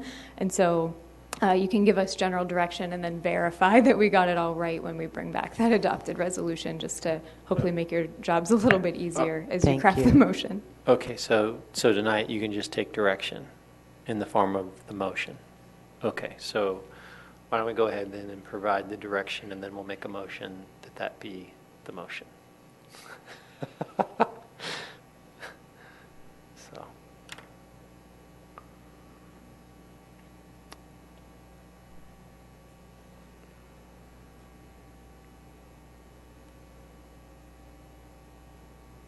Any other items to add to the motion? Okay, so that would be the only item, and then we would just accept the rest. Oh, sorry, Mayor Pro Tem Taylor. Thank you. And the speed feedback sign, if that's possible, that one that counts cars as well. Can that be a direction? I'm giving you direction to look at if it's possible to have a speed feedback sign that counts cars or has the technology to count cars. Yes, I think we just need to determine the additional there's an ongoing maintenance cost that we need to factor into our budgeting in the future. But we can definitely investigate that. That would be an item for investigation. Because that's, okay. Any other items? Okay, and then the rest would be with the plan as is. So with the modifications suggested. Yes? Everyone's in agreement with that? That'll be the motion? Yes? By acclamation? Great. That's your motion. All right. And I guess we can go ahead and vote to accept it, sure. Great. Thank you. Thank you for your work. Thank you, everyone, for your feedback. Appreciate it. Continue to interact. This will be coming back to us again. So, and these types of items are always tough and passionate. So, but we get through them. All right. Next item this evening is another passionate one. Item I4, adopt resolution for number 6518 to install a no stopping zone and bicycle lanes on Chrysler Drive between Constitution Drive and Commonwealth Drive, and on Jefferson Drive between Chrysler Drive and Constitution Drive. Before we pick up the item, I just want to check with my colleagues. My guess is this one's going to take us past 10:30. Is there any objection to us just saying we will continue the item that would follow it until our next meeting so we can let people go home rather than make them wait till we're done with this? So it would be I5. Is that okay? Everyone's in agreement with that. So if you're here for item I5, we're going to take it up at our next meeting. And we're going to go here and hear item I4 right now. And item I4 will be Assistant Engineer Angulo to make the presentation. I'm sorry, your first name wasn't included in that. Rich. Sorry about that. No problem. It's late. I'm tired. Okay. Good evening, Mayor Mueller and council members. My name is Rich Angelo. I'm assistant engineer with the city. Tonight I'm bringing forth to you a safety concern in the Bayfront area that we've noticed. The two streets that we're looking at in the Bayfront area this evening are Jefferson and Chrysler Drive. I'll go into this in the presentation, but they're noted in the Transportation Master Plan they're referred to, and they're also routes to the Tide Academy and to new recently completed developments in the area. And the Transportation Master Plan began in 2017, and part of the plan was to do a bicycle network, to provide a bicycle network. As you can see, some of the streets in here are completed and some are proposed. The solids are completed and the dashed are proposed. This is citywide. This is a little more direct in the Bayfront area. You see there's a legend on the right-hand side that says what type of classes they are and bike paths. And then as we zoom in farther, this is what the area where we're looking at tonight. So these two streets are part of the bicycle network for the Bayfront area that is proposed in the Transportation Master Plan. The two streets are, as you can see, are dashed to recommended to install Class 2 bike lanes in the plan. In the same area, we have had recently completed projects, notably in the direct area of Jefferson and Chrysler is 3, the Menlo Gateway project, and 4, the 162 and 64 Jefferson Drive projects. Also in the area, we've had the Tide Academy that has recently opened up, as the principal noted this morning, this evening. It's at 150 Jefferson, as you can see down. It has it opened August 14th. Currently has 105 students in it with 12 faculty members. By 2022 and 23, it will have 400 students and 35 faculty members. A lot of these students are going to be coming from the plan. They're going to be coming from Redwood City, East Palo Alto, and Menlo Park. The bike routes for these students, these high school students, to be coming will be Bayfront Road to Chrysler, down Jefferson to the school, and from Menlo Park and East Palo Alto, they'll be coming from Choco to Constitution, and then to Jefferson to get to the school. 2018, the Facebook came to the council and got approved a transit hub for their buses. So in that plan, it shows what's currently out there is the buses are coming down Choco and turning into the Facebook campus and then coming back out Choco. In the future, they'll be coming in Jefferson, doing a loop in Jefferson, and then coming out onto Jefferson, going to Chrysler, or going up Jefferson and going out to Choco. The current bike routes for the bicyclists from the Facebook campus are now going on to Commonwealth, but in the future, they will be going to the campus of 62 and 63 as well. They have approximately 1,000 corrals for approximately 1,000 bicyclists. So we went out and did some analysis out in the area to find out where sidewalks are, parking, some of the issues.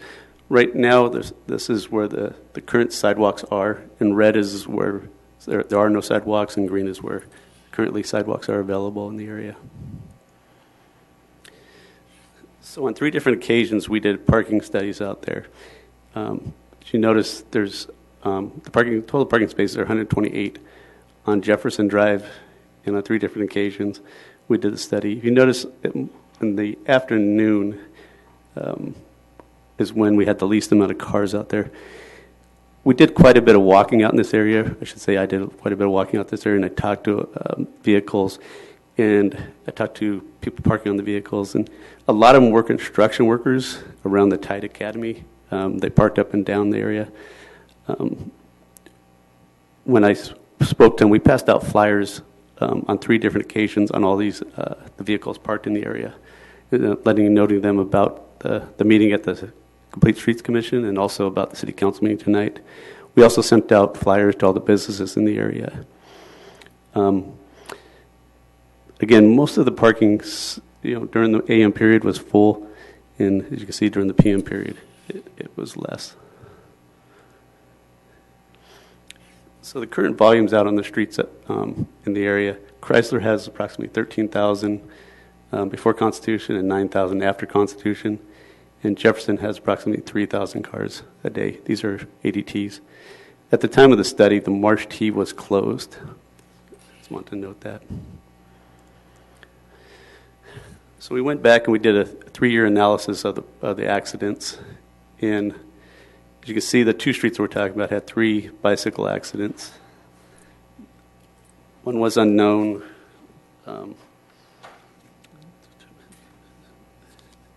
One was unknown, one was an unsafe lane change, and one was speeding. We also did an afternoon study of bicyclists out in the area for peak hour. And as you can see, coming from Independence, there's quite a few bicyclists going down Commonwealth at this time. So we took did a couple of pictures showing the area. This is Jefferson, showing a bicyclist riding down the road and a vehicle going down the middle of it to pass one of the Facebook buses. And then I took this on the opening day of the school, and it shows a bus with the parking lane closed, but a bus coming down with a bicyclist riding in the roadway. And this is Chrysler Drive in the morning. It shows a bicyclist riding on the sidewalk over here, and then one turning left here, and then this is a typical day at the intersection. So with that being said, with the completed projects in the area, the new Tide Academy opening up, the buses, the increased volume of buses and bicycles in the area, staff is recommending to remove parking on Jefferson and install bike lanes, 6-foot bike lanes on both sides of the road, along with 3-foot buffers on both sides and 11-foot travel lanes.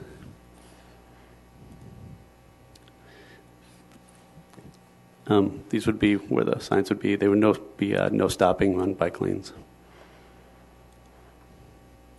So with that conclusion, What staff is looking for tonight is to have approved Resolution 6518 to install no parking signs, no stopping signs, and install bike lanes on Chrysler between Constitution Drive and Commonwealth, and Jefferson between Chrysler and Constitution.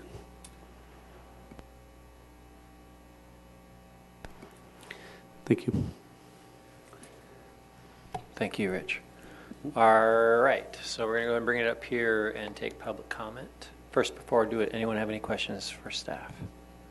Nope. Okay, our first speaker this evening is Alan Sarver, who has patiently waited the entire evening, was here early. With that, I'd like to wait just a little bit more if I could ask the favor of having our superintendent, Dr. Streschley, speak first, and then I'll kind of fill in some of my thoughts afterwards. Absolutely. Thank you.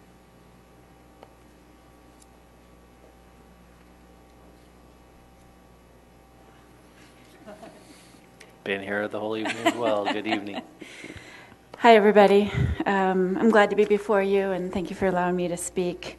First and foremost, I want to thank you for what we hope to be a passing of this resolution tonight. We strongly support this effort to create safer transportation, more environmentally friendly alternatives for students at Tide Academy. I want to start off and end off with our strong support. It's a big deal to not have any parking or any stopping or anything in front of a school site. We haven't quite figured out what that's going to look like. I have not seen a school where you don't have parents just trying to drop people off all over the place. But we think it's the best direction, and we want to work with you to get this done. Although we share the city's goal of wanting all of our students to walk and bike, which means we hope that this is a neighborhood school and that we are helping build infrastructure. We want to encourage the studies and the collaboration with what I think is, you've just demonstrated, is a larger issue at hand. That what we're really hoping is that the links of the bike pathways happen as swiftly as possible, because we want to encourage our students. Right now we have between 15 and 20% of our students are biking or are expressing interest of biking. We're in the process of getting bicycle racks and everything up and going. But we also know right now it's a gauntlet. I mean, to encourage them to come from a great distance, it's at the same time, we're really hoping that a lot of this happens very quickly so we can continue with confidence, knowing that this is a safe way to go. And a couple of examples of the encouraged collaboration is we would like to see additional conversation in the bike routes to also include a pedestrian bridge, a bicycle bridge over that connects Kelly Park to the area just behind the Facebook development that Sobrato, the Facebook office of Sobrato, is developing. Chilco is still very far to get to be a neighborhood school right now. And that park, that lovely park that connects Bellhaven, is such it's tantalizing. And I really, really want to encourage continued conversation about that. We want to be a collaborator. We want to be considered a critical infrastructure of this burgeoning community, this cosmopolitan community where people are walking to work, they're living in their communities, and we wanted the school to be considered that sort of epicenter. And so it's a long night, so I'll leave it there and stick to my time. Thank you very much. Thank you. And now our next speaker is Alan Sarver. Thank you. I'm a trustee with the Sequoia Union High School District. As mentioned, Tide is open with 105 freshmen. And we've had discussions ongoing with Samtrans about bus support for the school for several years already. And we have their commitment that once our enrollment gets large enough to really support a route, it will be there. hopefully coming both from North Fair Oaks and from East Palo Alto, Belhaven areas. In the interim, starting at the start of the school year, the Sequoia District has put on a couple of school buses.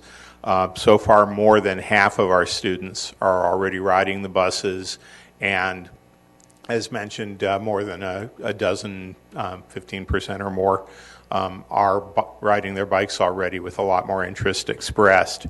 It is an engineering-based school that is going to be very focused on community engagement, and a big part of that is studying and trying to implement traffic improvements to an area that has been a transportation desert for a long, long time. Minimizing car traffic to the school was part of the fundamental recruitment of our Pioneer class, and will continue to be a recruitment and a culture development of the school. Students in high school are too young to have their driver's license before about the middle of their junior year, and too young to carry peers as passengers in a car until the middle of their senior year. So the proportion that would even be able to contribute to automobile traffic is small, and the culture is going to be developed strongly to discourage that and get them focused on meaningful alternatives. Our students need safe routes to school to encourage biking, walking, not only safety, but health, as well as congestion improvement and environmental impact mitigation. So this is all part of the culture that we're developing. The Sequoia Union High School District and Tide Academy really look forward to being on the leading edge of the conversion of this neighborhood from the transit desert that it has been for a long time into the mixed-use mobility center that it will represent in the future. So we thank the council very much for taking the action to begin making this commitment become real. Thank you. Thank you. Our next speaker this evening is Greg Reeson. Greg, am I saying your name right? Awesome. All right.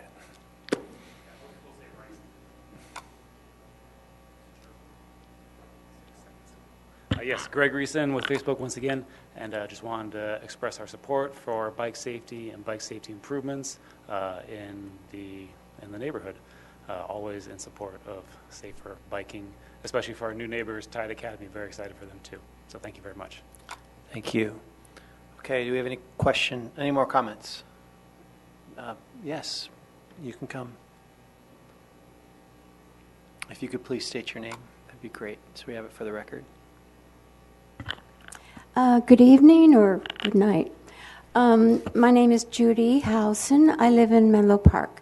I have a grandson that is a student at the Tide Academy. He's riding his bike 2 miles.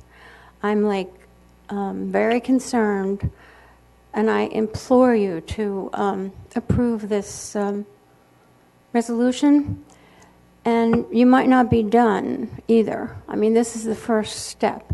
Have any of you been over to the site? Okay. So you saw the sign that said active construction site. Everyone must wear hard hats. I was like, oh my, are they going to give all the kids hard hats? Anyway, I think it's imperative to, address this. Thank you. Thank you so much. Okay, with that, questions. So we're bringing it back up to the dais. Any questions on the dais? Any comments on the dais? Mayor Pro Tem Taylor. I have a question about the connection from Marsh Road. I don't know if you need to pull up the map.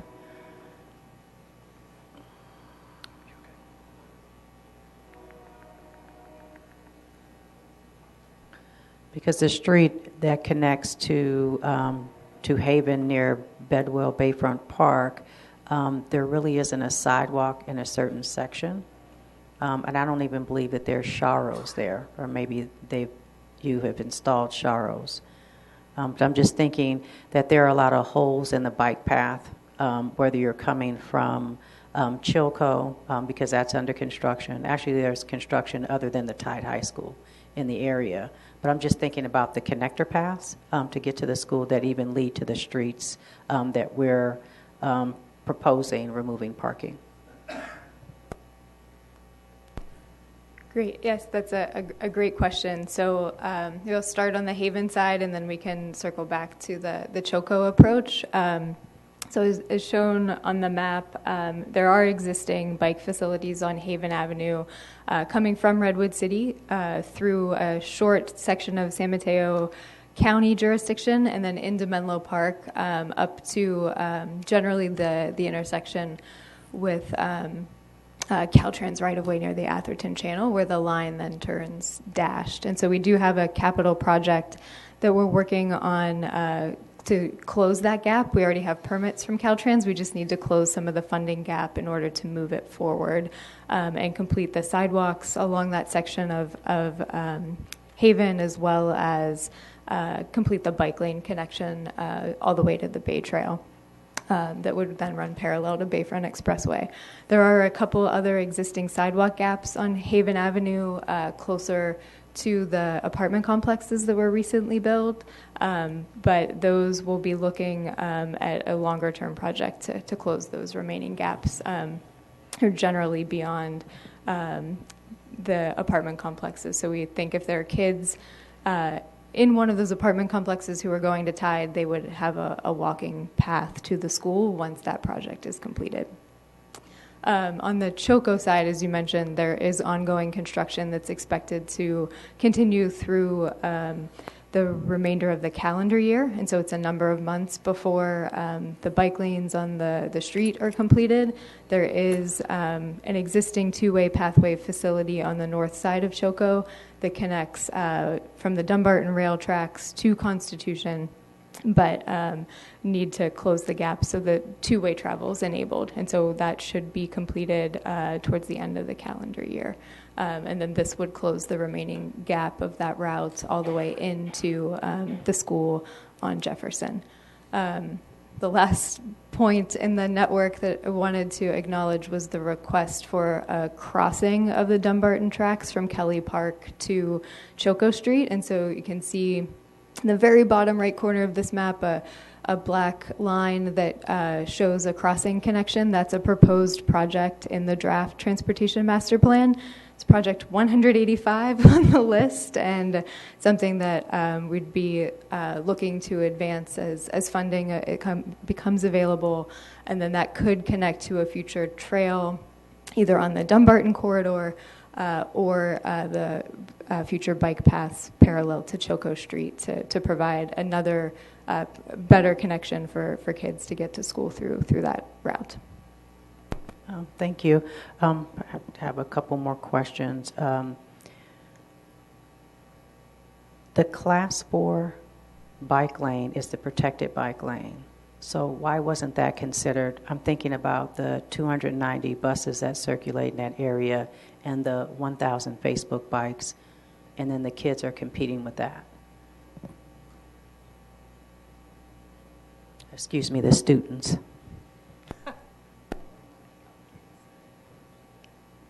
Yes, so in general, we're just trying to flip to one of the maps that might help illustrate some of the conflicts a little bit more. So this exhibit, you can see a little bit of line work that illustrates the driveway locations for each of the properties along Jefferson. And so if we were to pursue a protected bike lane, which is generally defined by some sort of barrier protection between bikes and vehicles, it does provide a better degree of safety for particularly riders who may not be comfortable riding alongside traffic, but it also presents an obstacle for driveway access. And so where you have frequent access points needed to serve private property, protected bike lanes are very difficult to design in order to provide those crossings for property access. So that's why the first location that a protected bike lane was constructed in the city is on Choco Street, where there's no access need crossing the facility, save emergency vehicle access to the Facebook campus. I see a bike plan. I don't see a pedestrian plan. The focus seems to be on bikes only, so, I mean, is pedestrian safety a part of the plan as well? As part of the transportation master plan, or just generally? No, just thinking this there's proposal? a school there with the number of cars, the number of buses, the number of activities happening in that area. Is there a pedestrian safety plan as well? So a number of years ago, when the Commonwealth project at 162, 164 Jefferson was required, there was a condition to construct and complete the sidewalk network on the south side of Jefferson. And so you can see on this map, there is a complete sidewalk connecting from Constitution all the way on the side of the school where Tide Academy is located. So I think we'll be monitoring closely to make sure if there are crossing conflicts at any of the locations nearby that we look at potential measures to improve the crossing safety. But there are continuous pedestrian facilities on the school side of the street, or at least will be when the Tide Academy construction is completed in the next couple of weeks. How many crosswalks are in that area? So there are. So it may. So I've only we need counted to one. Count. So there correct. There are crosswalks at the intersection of Constitution and Chrysler, crosswalks across Independence, as well as crosswalks at Choco and Constitution to get students across the street there. So we wouldn't necessarily want a crosswalk across Constitution at Jefferson, because we'd want to try and channel kids on the existing sidewalks on Constitution and then stay on Jefferson as you approach the school. But we could certainly look at opportunities if there are behavior needs we need to address as we monitor kind of students' access to the school. Okay. Thank you. Councilmember Nash. There's a lot of development in the area ongoing, and as new projects come up, is there an effort to get in proper sidewalks and possibly even take back some of the right-of-way and get in complete streets? So short answer is yes, there are what we call frontage improvement requirements in the zoning code. So any project that comes forward for redevelopment is required as a condition of the project to build out those sidewalk facilities, if there are plans for bike lanes, to install them as part of the project. All right. Councilmember Combs. Yeah, so explain to me, where will on-street parking remain after this removal in this area? So essentially there will be none. Yeah. So this is the last section of street in the former M2 zoning area that has on-street parking. And with this pending request, there would not be on-street parking remaining. Totally fair. So I'll just, since it's late, I'll blend into that observation. I'll let it blend into my comment.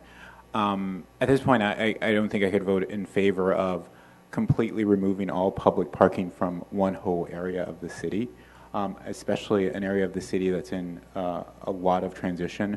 I want to see more of that transition actually happen before I just completely say that there is going to be no on-street public parking for blocks and blocks and blocks. Essentially, the end result of this is that there will be nothing but private parking, or parking on private property. And for me, again, before I'm willing to make that jump, I want to see, one, that there is some sort of clear benefit to a neighborhood more fully formed than what this current neighborhood is.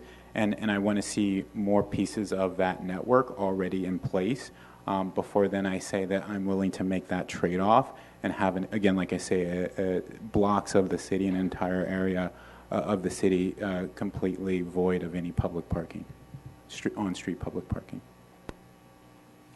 All right. So I think we are at the time to make a motion. But before we do, want to say thank you, Ms. Nagaya. You've had a busy evening. Thank you, Mr. Angulo. And is it Angulo or Angulo? Angelo. Angelo. Thank you, Mr. Angelo. All right, so let's go ahead and get a motion and get moving. Who wants to make a motion? Councilmember Nash has made the motion to adopt the resolution. Okay, may I have a second? Will people be voting against the resolution? Okay. Okay.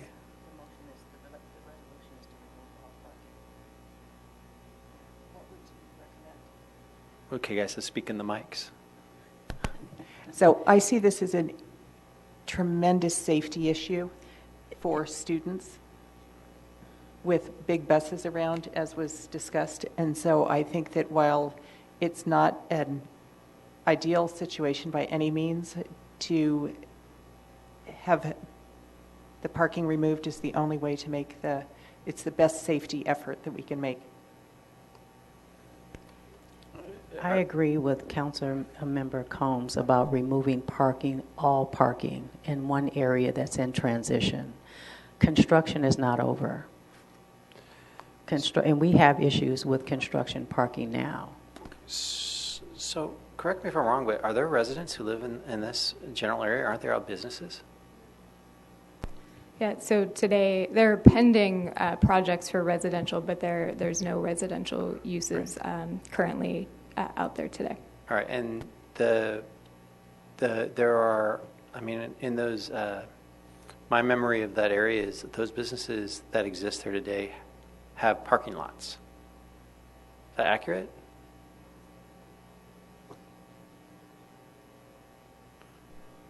And no one has shown up to speak against the resolution this evening. Nor have we gotten one email against the resolution. Okay, so we did, in response to questions we received from the Complete Streets Commission, we also collected some information about the number of available and from a few anecdotal observations, occupied off-street parking spaces on private property. So this gives you a snapshot of the Jefferson corridor and the amount of parking that's provided on those parcels and then what was occupied during those observations. Mayor Pro Tem Taylor. Thank you. Wasn't the parking removed off of Constitution Drive several months ago? In 2016, I believe. Okay, So it's been that long. It's been quite a while. So bike lanes have been striped on Constitution for about the last 2 to 2.5 years, and then the section. So that's the section from Chrysler to Choco. It's what you can kind of see on this map. And then the section from Chrysler towards Marsh has been under construction for the Menlo Gateway site for the last 18 months or so. And so there's been K-rail in the road barricades that really eliminated parking on the street for about the same duration of time. So are we assuming that the only people using the street parking are the construction workers? Is that the assumption? From my observation, up to about 180 Jefferson, around that area, then it looks like it's Facebook employees that are parking there. You can, from just watching people going in and out of cars different times of the day, most of the people towards the corner of Jefferson, as you get more towards the Constitution area, those vehicles, some of them actually look like they've been parked there for quite a while, but yeah, they looking at those several times throughout the whole project, those vehicles over there stay there all day. The street that Hotel Nia is on, so there is some street parking, is that Chrysler? I think that might be Chrysler. Independence. So you're going to remove the parking at Chrysler as well? So, because I park there when I go to Hotel Nia, because Hotel Nia charges $5 to park there an hour. So let me get to the parking real quick. Let's see. I'm sorry. Further down. So this right now is, this side over here is a fire lane, and there's actually, and this side too is all fire lanes. Right. and the parking here has been removed for Sharrows. This here does have parking, and right now, from what I can see, most time it's from the Facebook employees. They're in that building. So if the street parking is Facebook employees, then where are they going to park when you remove the parking? On Facebook campus? Because they don't have enough parking. From what we could tell with this slide I just showed you, Facebook does have parking. They do have option of taking the shuttle down. I'll get to it. If you look at the spot, this building here, so the building where we're talking about is this building here. So there's 47 spaces out of 73, 47 on the day we looked that we're taking. So I believe rather than taking a bike or a shuttle down, they're parking here in this lot. The same with, they could also take a shuttle that right now stops here. So they're just choosing to park there. But they could take it from the shuttle. There's a bunch of shuttles and bikes in this area right here. All right, so where are we at? Let's do a straw poll. Do we have, Drew, are you voting against it? Okay, so you're still voting against it? Councilmember Carlton? Where we've had this situation before, we've been able to remove parking on one side of the street. Kids, if we're really worried about kids riding their bike to school, they do tend to ride one direction at one time of day and the other on the other. Isn't there a way we can find a middle ground to make everyone feel better about this in the similar way that we did, many other streets that we've been putting in bike lanes? Is it possible to have parking on one side and then bike lanes on the other side? I looked into this while we were out there, and I came out of a bunch of the driveways just to see what it would be like, because people are parked there right now. And as I came out, the sight distance for seeing any type of bicyclists, when you're looking for buses and you're looking for other vehicles in the area, that's why I looked at removing parking just on one side and see if we can keep, some parking in the area. And it just, to me, doesn't seem safe. There's not a good sight distance. So that confuses me. If I'm coming out of one side and there's a bike lane there, I can see the bikes because there's no parking. If I'm coming out of here, I don't need to worry about that because the bikes are on the other side of the street.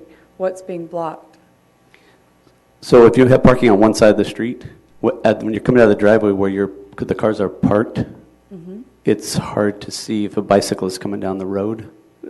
But wouldn't they be in their lane? What's that? Wouldn't the bicycle be in the bicycle lane? So maybe just a point of clarification. I think there would be an option. So I think what Rich is describing is maintaining parking on one side of the street and striping bike lanes on both sides of the street as a I'm talking about striping bike design. lanes on one side of the street, as we've done.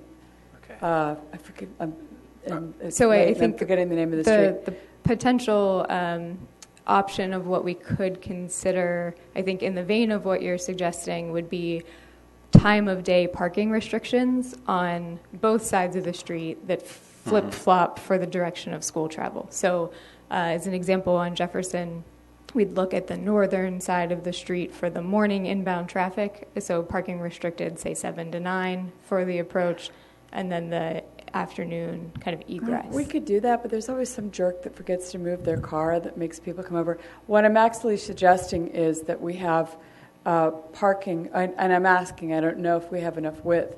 We have had where we have parking on one side, a place for cars, and then on the other side of the street we have a bike lane all restrained to one side of the street so that they're away from the parked cars, because I don't want to see people be doored either. So I saw that in Paris, actually. I've seen it many places. Right. So it's a protected bike lane that then allows two-way travel on one side of the street. We have an example on Chilco Street, adjacent to between the Dumbarton tracks and Constitution Drive. That's what I'm suggesting. So the challenge there is that drivers, where you have driveways crossing that two-way bike lane, you have drivers not looking in the direction of for bike traffic that you wouldn't expect. So if you're getting ready to pull out of a driveway, you look left for an approaching vehicle, would be typically where your gaze is going for a conflict. You're not looking right for a bike that's coming wrong way in the approach. And so that can create just a safety hazard issue that drivers, frankly, in our area today are not used to that design. And so it will take some education and getting Is it a used one-way to it. street? Then they should be looking other way anyway. So I got a question for you. What happens if this fails tonight? What happens?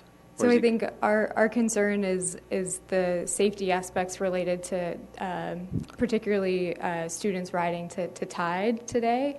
And so I think we'd like to find, if it's a time of day restriction, if it's preservation of parking on one side of the street, a compromise solution if the current proposal is not carried. So why don't we do this? And Starla is going to kill me. I know I'm a dead man because I'm messing with our agenda next week. But I'm afraid this is going to fail tonight. And so rather than have it fail tonight, and in light of what you're suggesting, why don't we take our two colleagues who are most concerned about this and have them meet and confer with staff over the course of the week and get this back on the agenda next week and see if we can find a compromise solution to get something passed. Rather than, can we do something temporary in the meanwhile and say, because I also don't want to keep punting this as school has already started. Well, can we remove the parking with temporarily, like For we're the talking about week. sunsetting? Let's remove it for a month and see how it goes, or because I really worry about the safety of the kids and doing nothing. Well, I was only suggesting moving it a week. I was suggesting taking this up at our council meeting next week, but that's, if there's a middle ground, I guess, of taking it away for a month. Would you guys be open to that? No. I have a question, if you don't mind. So if the resolution passed this evening, how long before you would put the no parking signs up? Tomorrow? So we've been mobilizing in case it did carry tonight. So we were looking at the end of the week or early next week to do at least barricade-mounted no parking signs.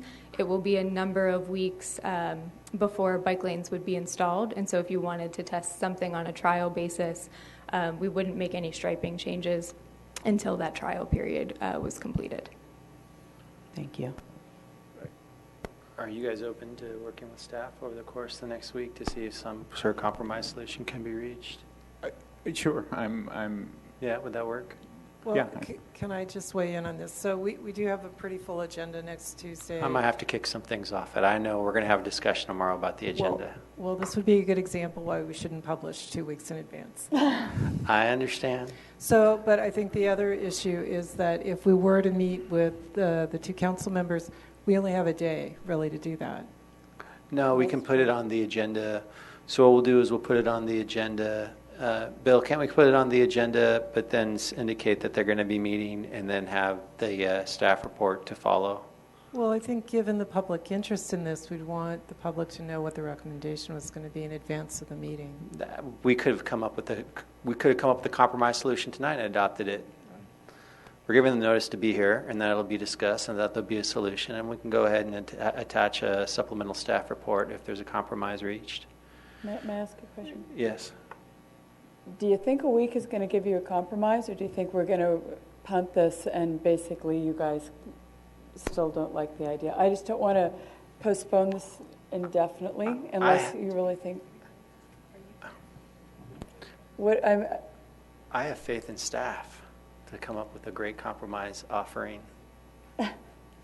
Well, again, I just say, like, I fundamentally have problems with removing a situation where all parking is removed. In fact, I think it makes an area more inhospitable. There is no place to even sort of pull over and check, Google Maps to see if you're in the right place. And so if there is some solution that staff has in their back pocket that is something less than removing all of the parking, then that's certainly something I'm willing to consider.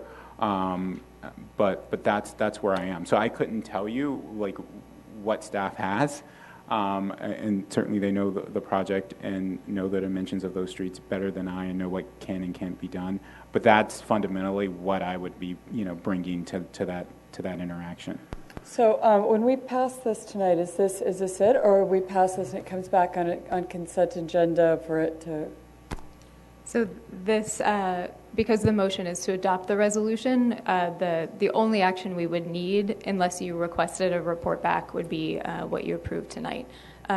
So what's on the screen is the compromise proposal that we described earlier, where parking could remain on one side of the street and bike lanes then present on both sides of the street. So you can see a narrower bike lane and no buffer. So this doesn't fully resolve some of the safety concerns that Rich described related to the interaction between buses and bikes, and then driveway egress and ingress and egress. But it could be an alternative that, frankly, is better than the status quo of what we're seeing out there from a school access standpoint. Would this make you too happy in terms of voting for it, or is this not quite what you're still not comfortable with that? Wait, but so I'm a little confused, because what we are considering and what's being proposed in staff recommendations is the removal of all parking, right, and the creation of 2 bike lanes. And so is what you're showing me, there's a parking lane. So is this possible? So this fits. It's not the staff recommendation, because we still had concerns about the safety of vehicles moving in and out of driveways and accessing across the parking lane. But I think in our professional judgment, it's better than what's out there today, which is really inhibiting sight lines between kids and driveways on both sides. Yeah, I'd vote for that. Okay. I mean, is there a way to do time parking on this option? So what we can't accommodate is flipping the time restriction with permanent striping. And so that's the challenge with time restriction and striped bike lanes, that you don't enable the ability to kind of flip-flop the side of the street for kids to ride to school or for parked vehicles based on the access route. Well, instead of flip-flop, can you just say no parking on that side of the street until 8:30 when school starts? So you could do no parking on either side of the street in the morning, and then parking allowed in the evening when kids are using the opposite bike lane. But there would be a period of time where there's no on-street parking in that scenario. What class bike lane is this one that's in the picture? Is this a class 2, class 3? This is class 2, as well as what's proposed in the staff report is also class 2. It just provides a buffer. That's just an enhancement. See, where I am with this is I looked at the numbers, and the parking lots are not full. And I haven't heard a squawk. And usually I hear squawks from people that are going to be impacted from the businesses and all that, and I haven't heard from anyone. And I don't know how much they're aware, because we can buy people pizza, we do whatever to try and bring things to their attention, and they don't notice till we actually do stuff sometimes. But I haven't heard anything bad from people, and the parking lots aren't full. So normally I'm the one battling to keep the parking, but in this situation, it just doesn't bother me as much. But I totally respect where you're coming from. And that's why I would love to be able to find some middle ground to make you feel better, to have some parking available. So that's why I'm asking. But I also don't want to waste time, staff time, and they come back, because basically this is what they're going to come back with. Yeah, and I would only say that, like, to me, the issue is less that some parking lots are not full or all of the parking lots are not full. I mean, those are private parking lots, right? And so you have to be, in some cases, interacting directly with those businesses to use those parking lots. I mean, what if I just want to park on the side there and walk around? Or what if I want to sort of start a bike ride from there and want to park my car and get on my bike there? I mean, there's just no sort of, it is completely... No, I get that. So what is in front of you basically is the iteration of what we're going to come up with, whether we have time, parking, or whatever. Is this something that you guys can feel comfortable about? So can I, I'm sorry. No, it's okay. Councilmember Nash. Sure. I just wanted to say, I live on Santa Cruz Avenue, where we've had no parking. People do stop, regardless of whether it says no stopping, no parking. They do stop. It's generally not in the middle of school time when people are going to school. Especially they do on stop. Sunday when you're going to the farmer's and market. especially on Sunday, yes. But people violate the rules. Everybody survives. We have deliveries. It does happen. The other thing I want to say is a 5-foot bike lane for students next to big buses terrifies me. It's not a good situation that we're setting up. It's better than nothing, but it's really not a safe situation. And no one has come out against this. It really should not get much easier than this.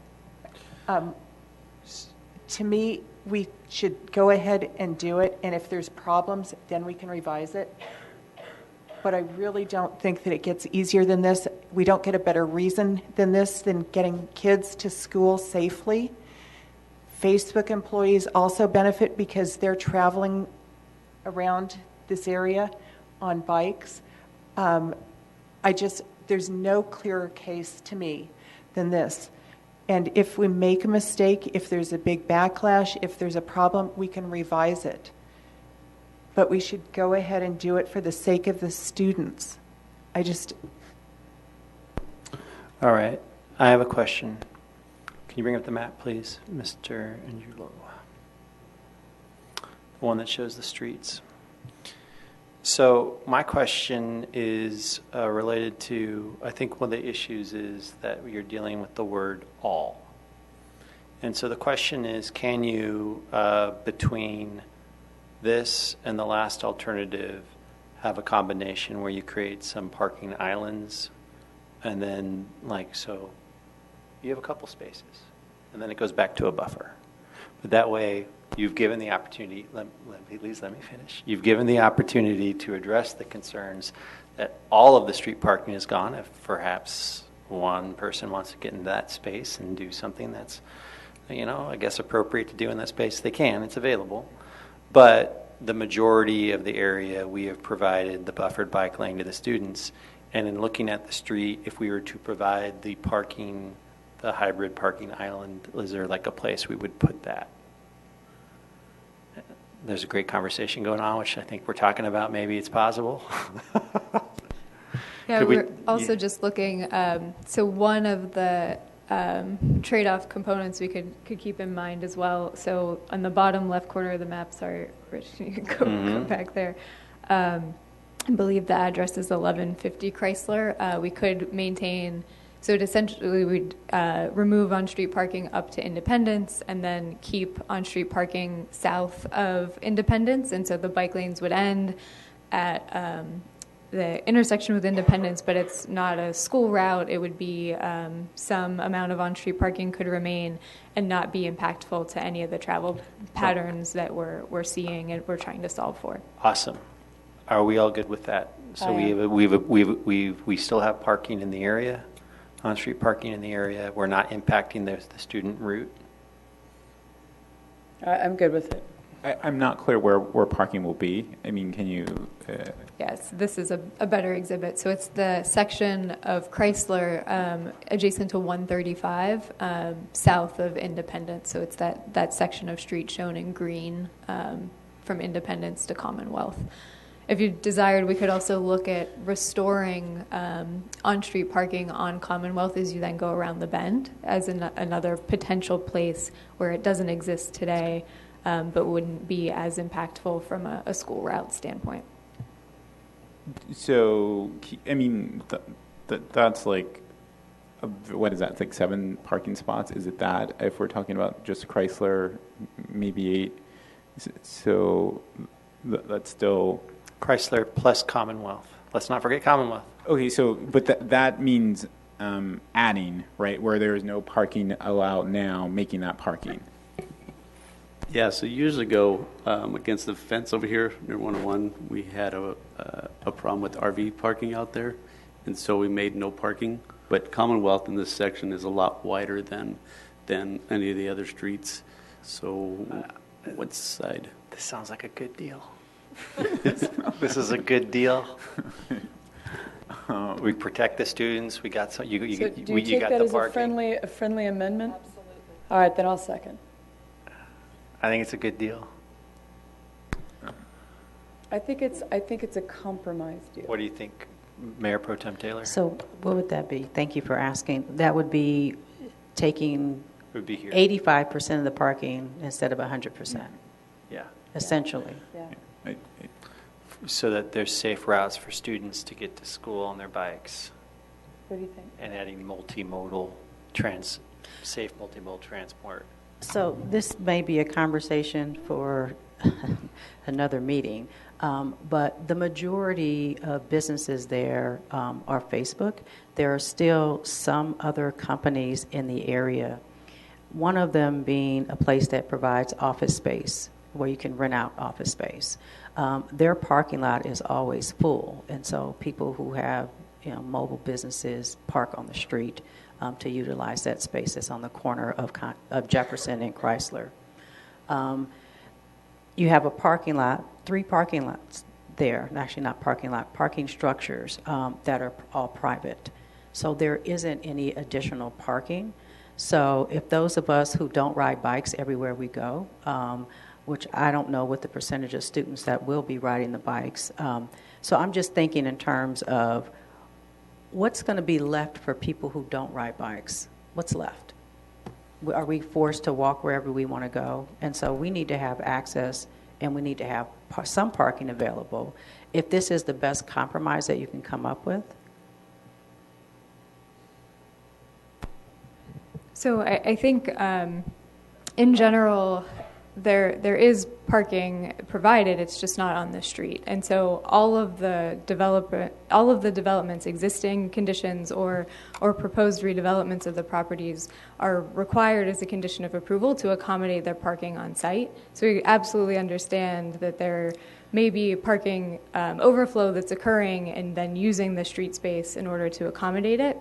But there are conditions on all of the projects as they come forward that they have to accommodate parking on site. So if your destination is one of those businesses, then you should be able to park on site in order to access those businesses as part of your interaction with that company. Well, I was just going to say, in the interest of time, I will accept this for now, because there's always room for improvement. But we need to be reminded that it's not just bicyclists that live in this world. I'm more concerned about pedestrian safety. I haven't seen a pedestrian safety map. How are kids walking to school? Are we more concerned about biking to school than walking?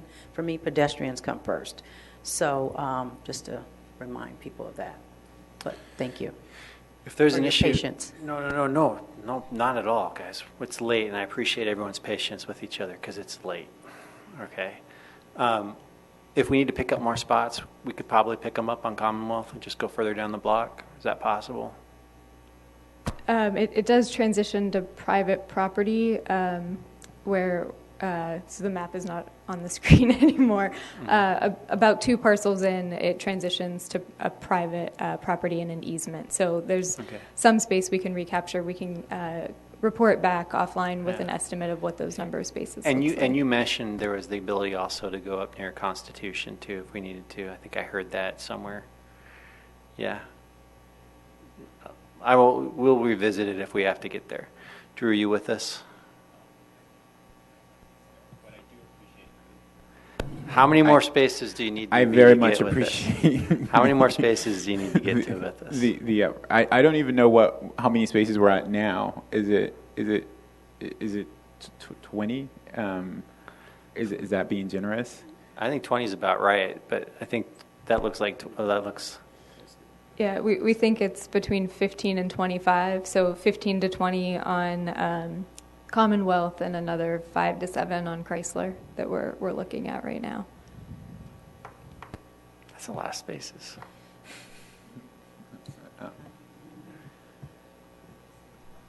I don't know if I'm there, but I do appreciate the efforts to. All right. to bring me along. Well, I appreciate we all tried to get there together. I think we have 4 votes. Let's do this.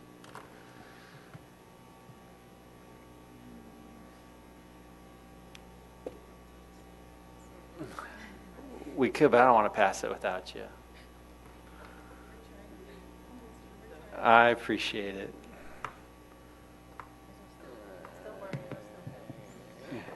Oh, no. Okay. It's going to be a surprise. Oh, it was a surprise. The motion passes 4-1. All right. Mayor Pro Tem Taylor Well- dissenting. Does the vice mayor want to redo that? You want to reconsider? All right, we'll quick. She pressed the wrong button. We're going to revote on that. Yeah. All right, we're going to are we really going to revote? All right, we're going to the wrong button. We're going to make that motion over again. Get a second. Let's all vote together. All righty. The motion Thank you. passes unanimously. All right. Thank you, everyone. Have a great evening. Mayor Mueller? Yeah. Can we please do item L1, just confirming your league voters? Oh yeah, we do have to do that. And we also have votes on Friday for I think it's an ABAG position. But the one that's here in the agenda is the League of Cities. I'm going to be there because I have to speak for the LGBTQ caucus. So if At no one the- else is going to be there, I can. At which item? At when?